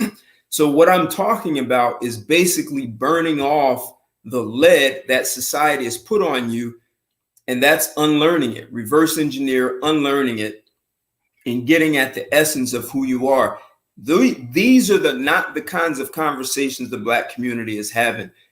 Black community is like, I got game, I'm already smart, and you don't realize that you are in a psychological war and being played by people who already have done all kinds of psychological analysis on you, and they just plant viruses, and you have no way of keeping the viruses out, because that one virus is connected to everything, and you think you're doing it with free will.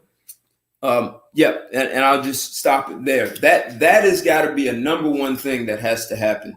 And how many brothers are willing to make that kind of investment? Well, so That's far, not fair, thank God yeah. for you, T. Right. Yeah, you're right, Ted. You have to, once you let someone define what it means to be you, then it's easy for them to manipulate Exactly. you to change that definition. Exactly. And even as Black people, we've let society, society influence on what it means to be Black. To the point where when they see a white person acting, real, ghetto and hood, they say they're acting Black. Exactly. Or when they see a Black person, talking proper, they say they're acting white. So we've been conditioned that Black people are of lower intelligence and unruliness. Like, this is what we've been taught now. And so it's simply because we allow them to define what being Black means. Yeah, that's another way of putting things. I mean, well, yeah. I mean, we saw that. We saw that with the president, what he did with Obama. You had some folks say he wasn't Black enough because he had a white mama. We see that all the time. Even though I might have my issues and I might disagree with individuals on a political thing, I would never say Candace Owens is not a black person. I would never say Armstrong is not he's not a black person. I would never do that. But that's one of the problems with us, But hold on. Even when they accept him being black, though, they say, well, he or she's just a coon. You understand? Well, so they just put. They put you in a box. They put you in a box. Exactly. They started doing that box. Exactly. They started doing that box to create other boxes to put you in. So as long as you're still allowing someone to define you can be a conservative, but the problem I have, and this is just me, the problem I have with some people, if that's your true self, that's fine. But a lot of people are doing this for profit. You really don't believe half of the shit that's coming out your mouth. The stuff that you state, the stuff that you write, the op-ed, this, that, and the other you write. You doing it because it's popular to be on the outside or to speak against. That's why. How do you know that? You really don't. How do you know what I'm saying? If you go in any court of law, if you go in any court of law, any judge will tell you that you can't read minds. No one has a thought bubble above their head. So if someone's saying something and it makes sense, then I truly believe that they may think that, they may feel that way. Well, like I said, for me, there are some things that you just full of shit. Sometimes, why are we scared to say that? I mean, sometimes. Why do you think I'm scared to say that? Why do you think I'm scared to say that? Is it anything? No, why? Baby, what you got? We said baby, what you're talking about, you full of shit. Boom, boom, boom, boom, boom. Here you go. 1, 2, 3, 4. You full of shit. Stop talking. Can we just say that? Can we just say that? And I do say it. But what I'm saying is, whenever we go to a black conservative or something like, you get offended. Some of y'all, there are true black conservatives, but there are some black conservatives that's full of shit. They're doing this to make money. They do not believe half of the shit that they saying. That's just honest. Just like we got some bullshit Democrats that don't really give a fuck about the poor. Hey, but they play that role. So Robert, how many brothers are willing to invest in themselves as a first step? Not many. Because you still got brothers walk. I mean, I keep it as simple.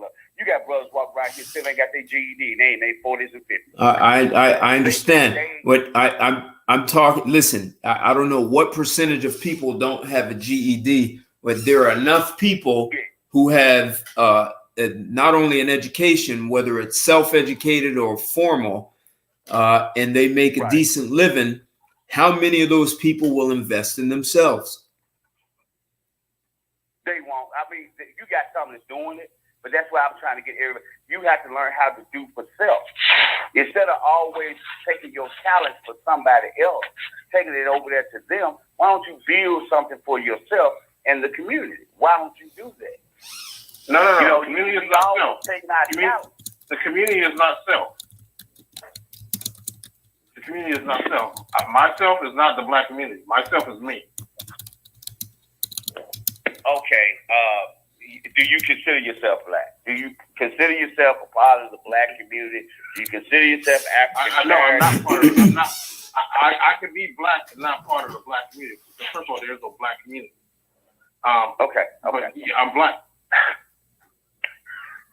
Hey, and Robert. So, and I don't want to go too much into history, but technically, there's no such thing as black race or white race. That was invented back in the 1660s. So no. But Robert, that's another example of having to. That's a whole Robert. That's another thing of needing to be unlearned. See, because that's connected. That's connected to so much other stuff. And you, Robert, I listen. This is the toughest thing for a human being to hear. And I'm saying it to you personally. You have nothing to do with what you think, say, and do, even though you believe you do. Now you done lost it. He just proved it because see, See how you went from, do you consider yourself black, and you were about to put all these other, list all these other accolades that I have to adhere to in order to be considered black. I didn't say that. You were about to do it because that's what you've been taught. Being I black wasn't man. about to do anything, brother. Stop putting words in my mouth. All right. Wait. Hey, chill. Right from there. So Robert, wait, Chris, hold on, and Kendrick. So part of what I'm also getting at is in unlearning.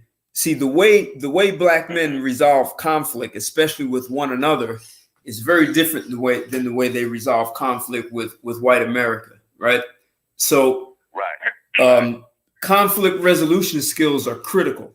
So men are competitive, right? Men can be aggressive. They can get things. Men can literally. We all grew up the way this show started tonight.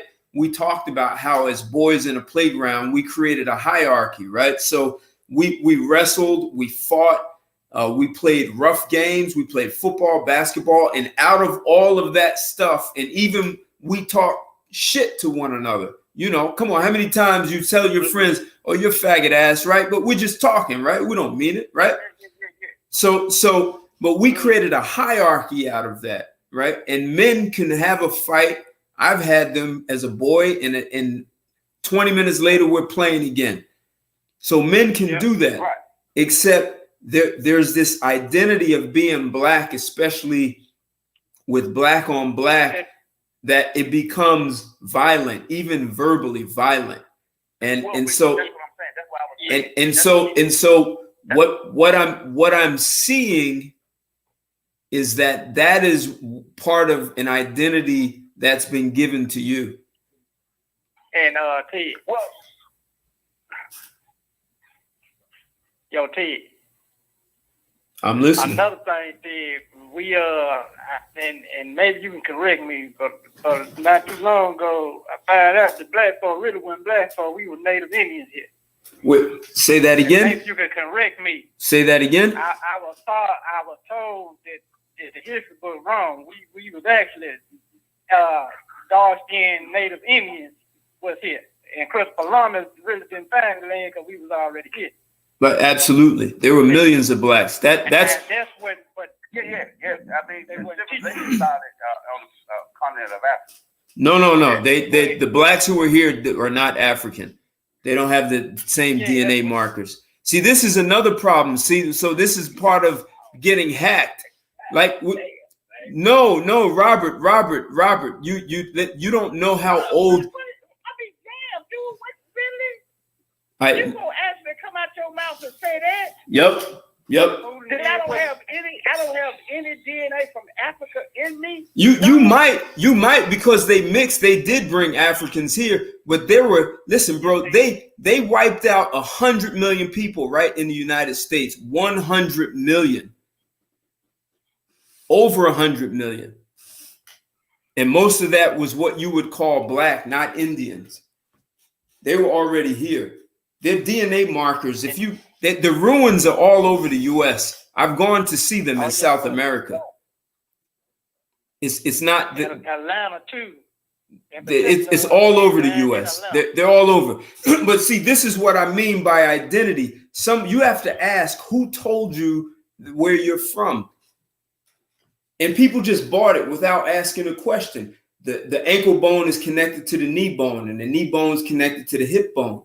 But okay, so how okay, I'm just gonna be how did you get a man that looks like me or you to the Dominican Republic?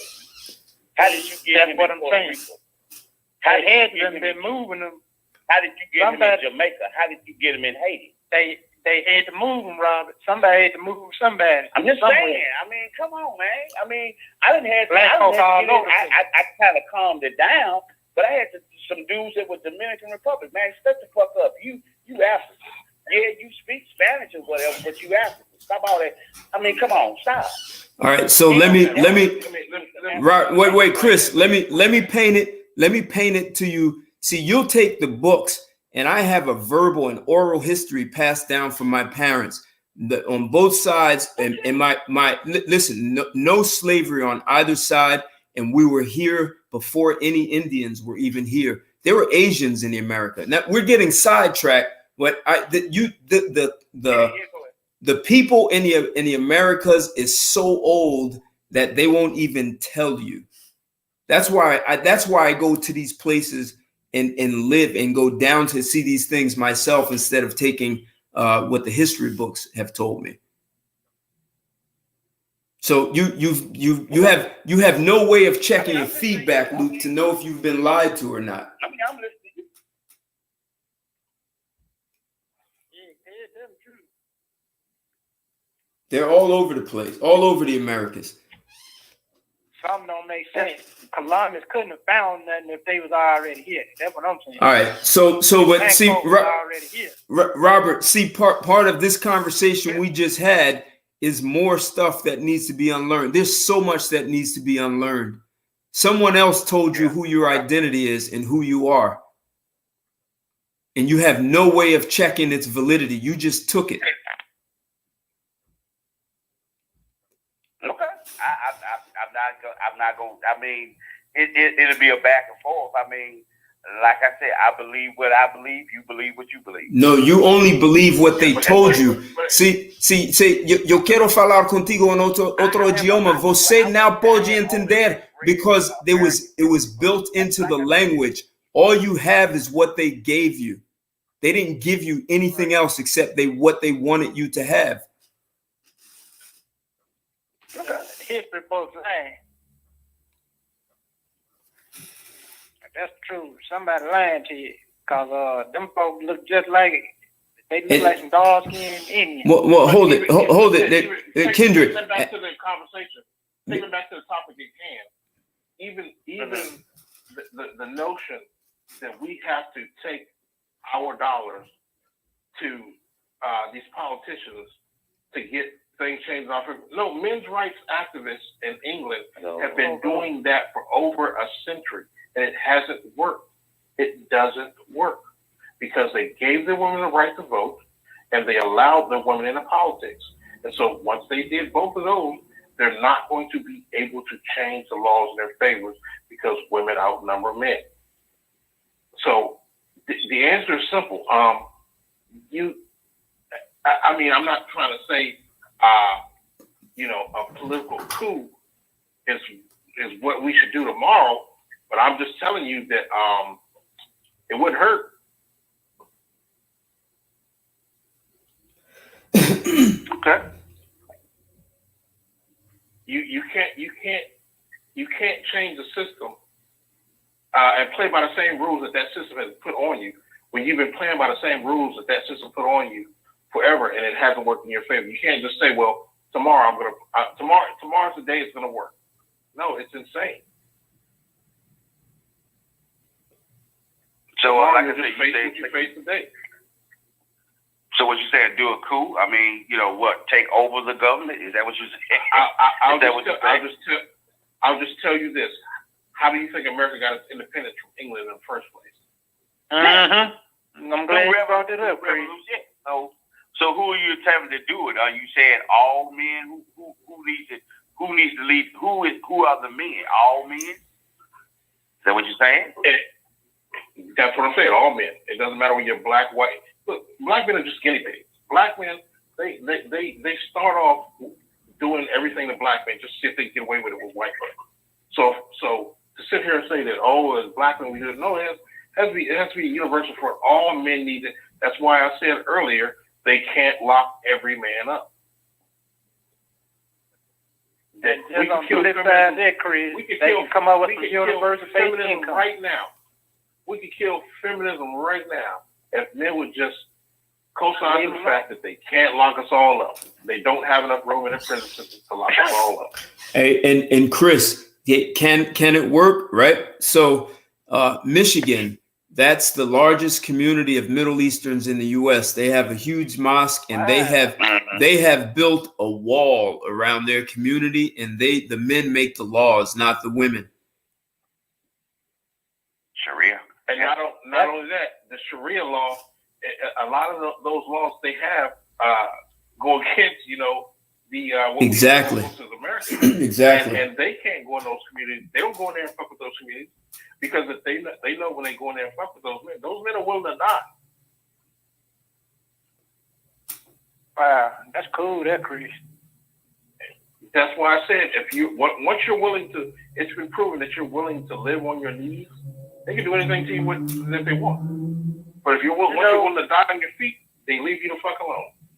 That's why you see That's why you see all these Black Lives protesters, and that's why you see them getting hit with pepper balls and they do all kinds of shit to them. They're not scared to lock them up, but let those armed white militias storm a government building. They don't fuck with them because they know if they fuck with them, they'll just take the safeties off and start firing, and they don't want that. On the contrary, now, Chris, now they did just get 13 in a plot trying to kidnap one of them governors. That's 13. Look how many times armed white militias have stormed. Hell, they held a government. Was it Clive? That dude Clive. I can't think his last name. But a couple years ago, this dude went in and held a government building for like a month. They just stormed a government building. I can't think of it. Oh, God. The rancher. I know exactly what you're talking about. Yeah. You lost a couple lives. Yeah, they took over that land. Yeah, I can't. No. They stormed the federal building, took hostages, and Clive Bundy. Hey, who's in their car? Who's outside? Hey, someone needs to go on mute if you're... Yes, sir. Someone's on. Who's in their car? Someone's got too much background noise going. Go on mute. But yeah, it's true. I mean, they don't really fear us because, like I said, we're when we talk about like I tell black men, you need to become more armed. You need to learn how to shoot. You need. Hey, someone turn their computer. You've got your computer on. They don't feel. Hey, Robert, 1 second. Someone's got their computer on. Turn it off. It's or TV. Someone has a TV on or something. I can't hardly hear. There you go. Yeah, whoever that was. No. Okay. But Robert, real talk. But now if there had been 13 of us had stormed the Capitol like Chris talking about, our hell was from. They probably would have shot us on spot. You had the little white guy. I don't want to pronounce his name wrong. Rockfield, whatever. He killed the individual, walked right to the police. Had the AR. Well, it was an M4. But he had the M4 right across his chest and this, that, another, walking right to the police. Police didn't do nothing to him. But if they had been us, though, Mr. Roberts, I know they would have shot us on spot. Yeah.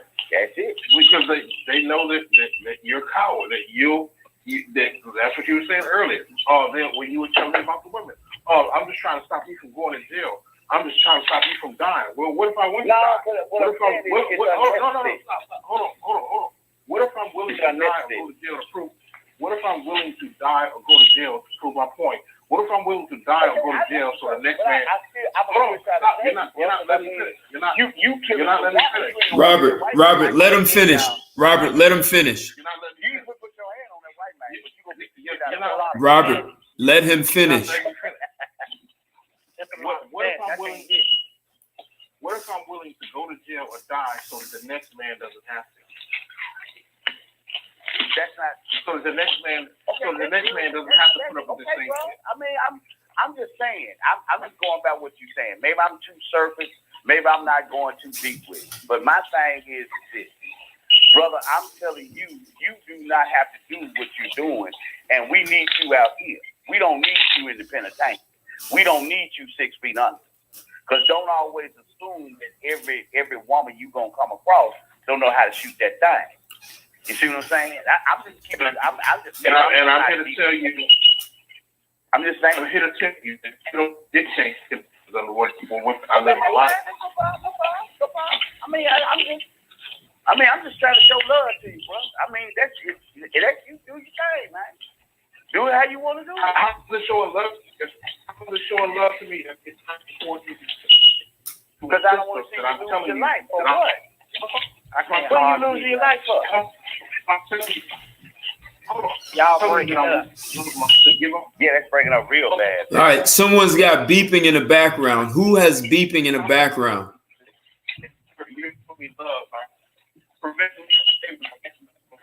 Hold on, I think that's Chris.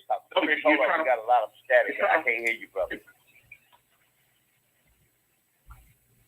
Now everything don't become black. Who has beeping? Who has beeping in the background?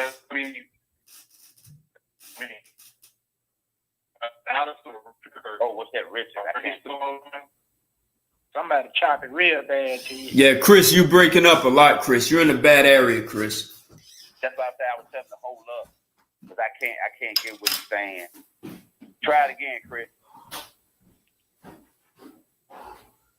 Okay. This is better. Nah, It's better. still choppy. Test 1, 2, 3. Is better. Go ahead. That's you. I hear you now. Okay. So what I'm saying is how can you tell me that you're showing me love if you're trying to force me to be a slave to the very system I'm trying to save another black man from? I'm telling you that I'm willing to give up my life so that another black man won't have to be subjugated to the rules, to the oppression of this current system. And you're telling me you're trying to prevent me from doing it. Women. So you're trying. Hold on. Yeah. You're trying to prevent me from saving the next black man. You understand that? I've already said that. Okay, I'm willing to lose my life so that somebody else doesn't have to. So somebody else doesn't feel like they have the pressures of that choice being put on them. But what I'm saying is, I'm going back what you said when you talk about hitting a woman in the mouth. Why? How's that saving the next black man or the next man? Because she won't think to challenge him to the point where he has to do. If you start a fight with me, okay, all right, brother. Like I said, that's okay. I mean, I'll like I said, bro, I don't think it's necessary for you to do. But if that's what you got to do what you feel you got to do. Because like I said, I just use intelligence. I don't. If the woman is not responsive, I ignore her. I don't have no. I just ignore her. You ain't talking about nothing. And I said that's she's gonna die out. Because let me interject, so Chris, this what I'm proposing, or incinerating. What you think of having if all the shot callers and all the gangs of the world was to unite right now, and particularly in America? Would that still be enough to overthrow what's going on out here as far as political wise? I'm just curious. Like I said, Kendrick, it has to be all men. But I'm glad you brought up the drug dealers and all that, because guess what women don't have a problem with? They don't have a problem with those drug dealers hitting them. They don't have a problem with rappers hitting them. But you're telling me that you have a problem with me hitting a mouthy woman. A mouthy woman who's just being combative. You have a problem with me, but I bet you won't go up and challenge that neighborhood drug dealer when he's beating his girlfriend's ass. The way I said it, cause I'm like you, Chris. You got to think about it. You got to think of the kingpin, then you got to think of the drug lord, then you got the warlords. You got to think of all them. Now, how them dudes operate, like you said, on the flip side of what you talking about, a positive dude smacking them, as opposed to one of them dudes just calmly, just blatantly, like Mr. Robert talking about, just going upside the head, just doing them all kind of crazy ways. I don't know, Kendrick. I don't have an answer for that. But you kind of understand what I'm saying, though. Yeah, Hey, Kendrick, I think here's what you're missing, sir. If you're seeing a woman and you're over her house and you're seeing her, and then let's say that you are sanctified and religious, and you got a nice job, you got all that. You got a future ahead of you, and you're over this woman's house, and you're sitting there, you're trying to talk to her, whatever. Chris shows up, just got out a pen, talking shit, telling you to get out and all that kind of stuff, right? The wrong woman will think Chris is the alpha male because Chris has got an opinion. He ain't got no kind of future. He ain't got nothing. All he wants to do is lay with that woman that night. Whereas you are sanctified, virgin, and everything else, and you trying to have a future.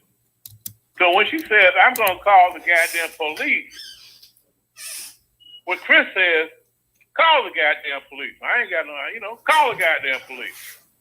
And you say, well, wait a minute, I got to get out of here because I don't want to be tied up in that shit. And that's true. Who's going to look like the alpha male to that woman? You or Chris? Of course. To that black woman. Both. To that black woman. That black woman. I can, Mr. Richard, I can give you an answer to that. Both the positive man, the gentleman in me said, man, just be quiet and just walk out the door.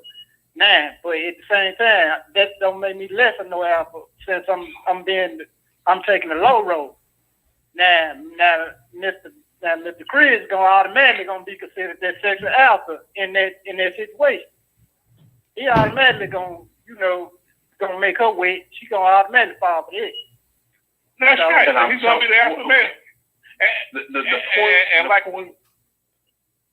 The point I'm making, Richard, and you're absolutely right. The point I'm making is this: we don't need political power if we would have just done this, and if your generation, Richard, would have just done this individually. If your generation would have just said, okay, you want to run you think you're gonna turn feminist, you think you're gonna kick me out of the home over welfare, you're gonna do it over my dead body. If y'all would have just challenged them back then, we wouldn't be having this conversation now. Even slavery was a choice. If the first slave, if when they hit him and told him to pick cotton, if he was turned around and said, no, sorry, I'm not doing it, you decide to kill me and pick your own fucking cotton when I'm dead. If he would have said that, slavery wouldn't have went on for 400 years. You can't ask the government to do what you're unwilling to do yourself. Because even if the government says, okay, and gives you the power back, if you're unwilling to take that power back individually in your own home, then it was pointless for the government to do it in the first place. So I'm not saying go to politicians aren't going to work for you. Who cares if they don't work for you? Do it yourself. Start at home. Start with building your own community. Being selective about who you allow in that community, and then rule that community with an iron fucking fist. That's what I was talking about earlier, Chris. Ironclad wheel and iron feet. Chris, I agree with you 100% because when you look at old movies, you can find a million old movies of black people back in the 50s. The movie they made where black people bulging their eyes out, saying yes and no, sir, dancing up and down steps and all that kind of stuff. You can find a whole lot of movies like that. But now, you can't. Harlem Nights. But hang on, Kendrick. You can't find many movies where where American Indians were willing to play somebody who, when a white cowboy shot one time, 15 of them will fall off the horse. American Indians didn't go for that. And so white people had to, guess what? They had to dress up like Indians to make those movies. So that's when you go back and look at those old movies, you don't see any real Indians playing those old movies. They're all white men dressed up like Indians because Indians said, you ain't going to show me falling off a horse, 15 of me, when you only shoot one time. But see, black folks, they didn't have a problem with poking their eyes out, dancing up and down steps, and all that kind of stuff for cinema. So we can't be mad. We just really can't be mad. So Richard, there's a side effect to what you just talked about, and that's the stuff I'm talking about unlearning. So that Hattie McDaniel, right, the fat black maid who was always angry and yelling, right? So that's the genesis of the angry black woman right there. And if people are unwilling to accept it, this is what I was telling Robert, that you use media to plant viruses in people's heads. You use the education system. You use books and newspapers. You use, and all of you who think that your mothers and grandmothers didn't get sucked into what I described as the women of the KKK, then you don't know what was happening back in the 50s and 60s and 70s, because they all were telling women, the young girls, try your options, basically be a whore. Don't marry the first guy you love or you really like. Try a bunch of different men and then settle down. And a lot of those women have gotten played. Find your job, get an education, find a job, and you don't have to answer to a man. You don't have to cooperate with him at all. And that's the community that's there. The problem also is a lot of black men have gone along with that whole conversation and they support it. A lot of black men are feminists, a lot of them. Yes, and they don't even realize it. They Exactly. don't realize, that they are feminists and they're working against themselves. And this is, so when I talk about your viruses planted in your brain, you don't even know it's happening. You just think this is who you are. And like I said, you have nothing to do with what you think, say, and do. And you can debate and argue, and I can strip that down, and you see that the fact that you speak English is proof that you have nothing to do with you think, because whatever it means to be smart, beautiful, funny, all of that was given to you, and you believe it. And they gave you a whole bunch of stuff with that, and you believe all of it, and you defend it. So Kendrick,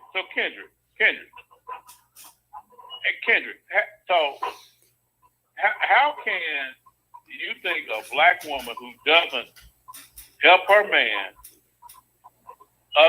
other than everything they're going through now, everything the black men are going through now, the black woman abandons the black man?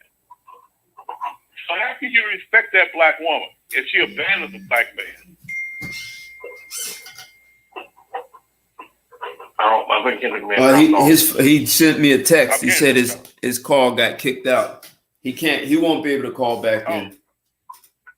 Yeah, won't be able to call back in. But that's what I was saying, Richard. That's what I was saying. That there's you can't tell me that a black community exists if the women of said community are working against the men. If the women of that community, there was a story last week where a woman stabbed her baby to death. Simply because the baby ate her eggs. She stabbed her child in the chest. So how can you say that you have a community if the women are against their men and their children? That's not a community. It's not a community. It's not a community. You know, but the only way, and Ted knows this. Ted knows this because I think he's been supposed about it. The only way you can sell what you're saying to black folk, if you come along and misrepresent what our organization like Black Lives Matter stand for. I think Chris went to the I think Ted went to the website and read what their platform was. And their platform is about. They changed it. They know that black people. That's right. They changed it. So if you didn't see it, but here's what they did when they changed that, Richard. So now that they've changed it, right? So let's say some black person right now just buys into it, and you're like, no, man, they're about transgenders and lesbians and everything. Go look at their website. So now that person goes and looks at their website. Exactly. Since that information isn't there anymore, now you look like the fool, and their cognitive dissonance kicks in, and they just dive deeper into being BLM. Hey, Chris, in all honesty, how many times has that happened to you? When you say go look at their website. Usually they won't go look it up. They just their cognitive dissonance automatically kicks in. That's right. I may kick in. But you're right. When you say go to the website, you're right. They come back. Well, I looked at the website, and they said this, that, and the other. And then the cognitive dissonance sets in, and then you're a fool because you know what you're talking about. Well, you know that, 3 or 4 months ago, you know what their website said. You know what it said. All right. So we're way off now. So let's bring this to a close.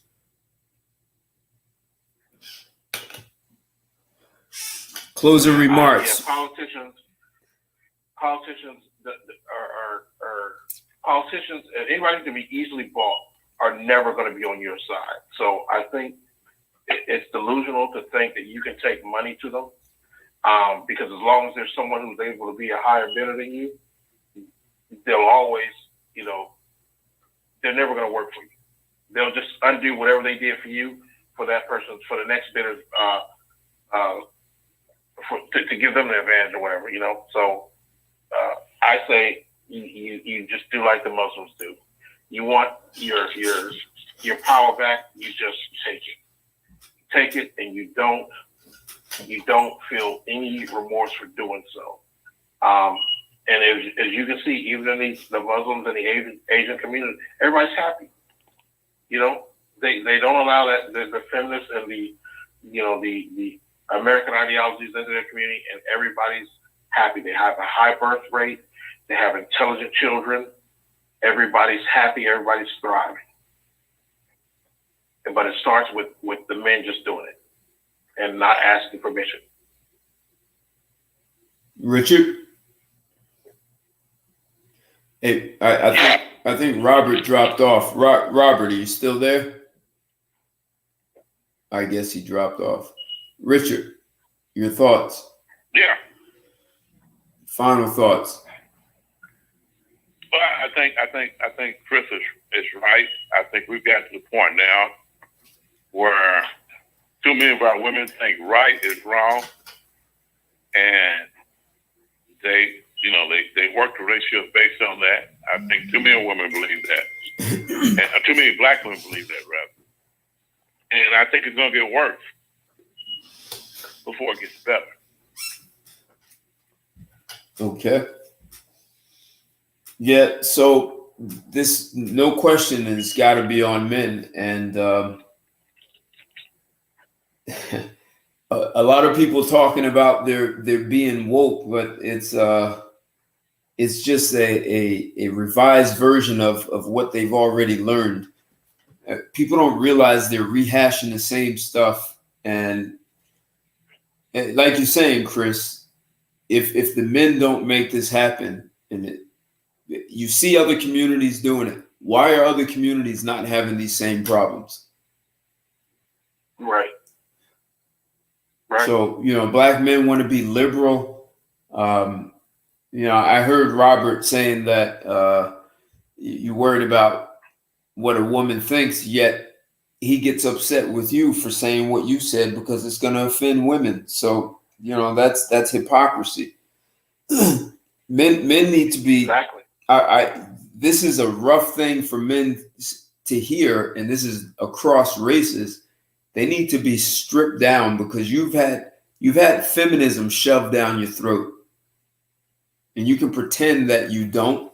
You can pretend that you're suppressing it and you're a man or whatever you're claiming. But everyone's had feminism shoved down their throat, and they need to strip it down and get rid of it. Yeah. And some of us actually, we had it shoved into our mouth. We actually chewed on it. It's like, wait a minute, this don't taste right. And spit it right back out. But some actually swallowed it. Yep.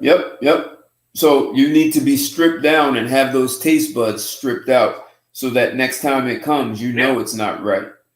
And until those kinds of investments start, you can have $1 billion lottery ticket and you'll just squander it.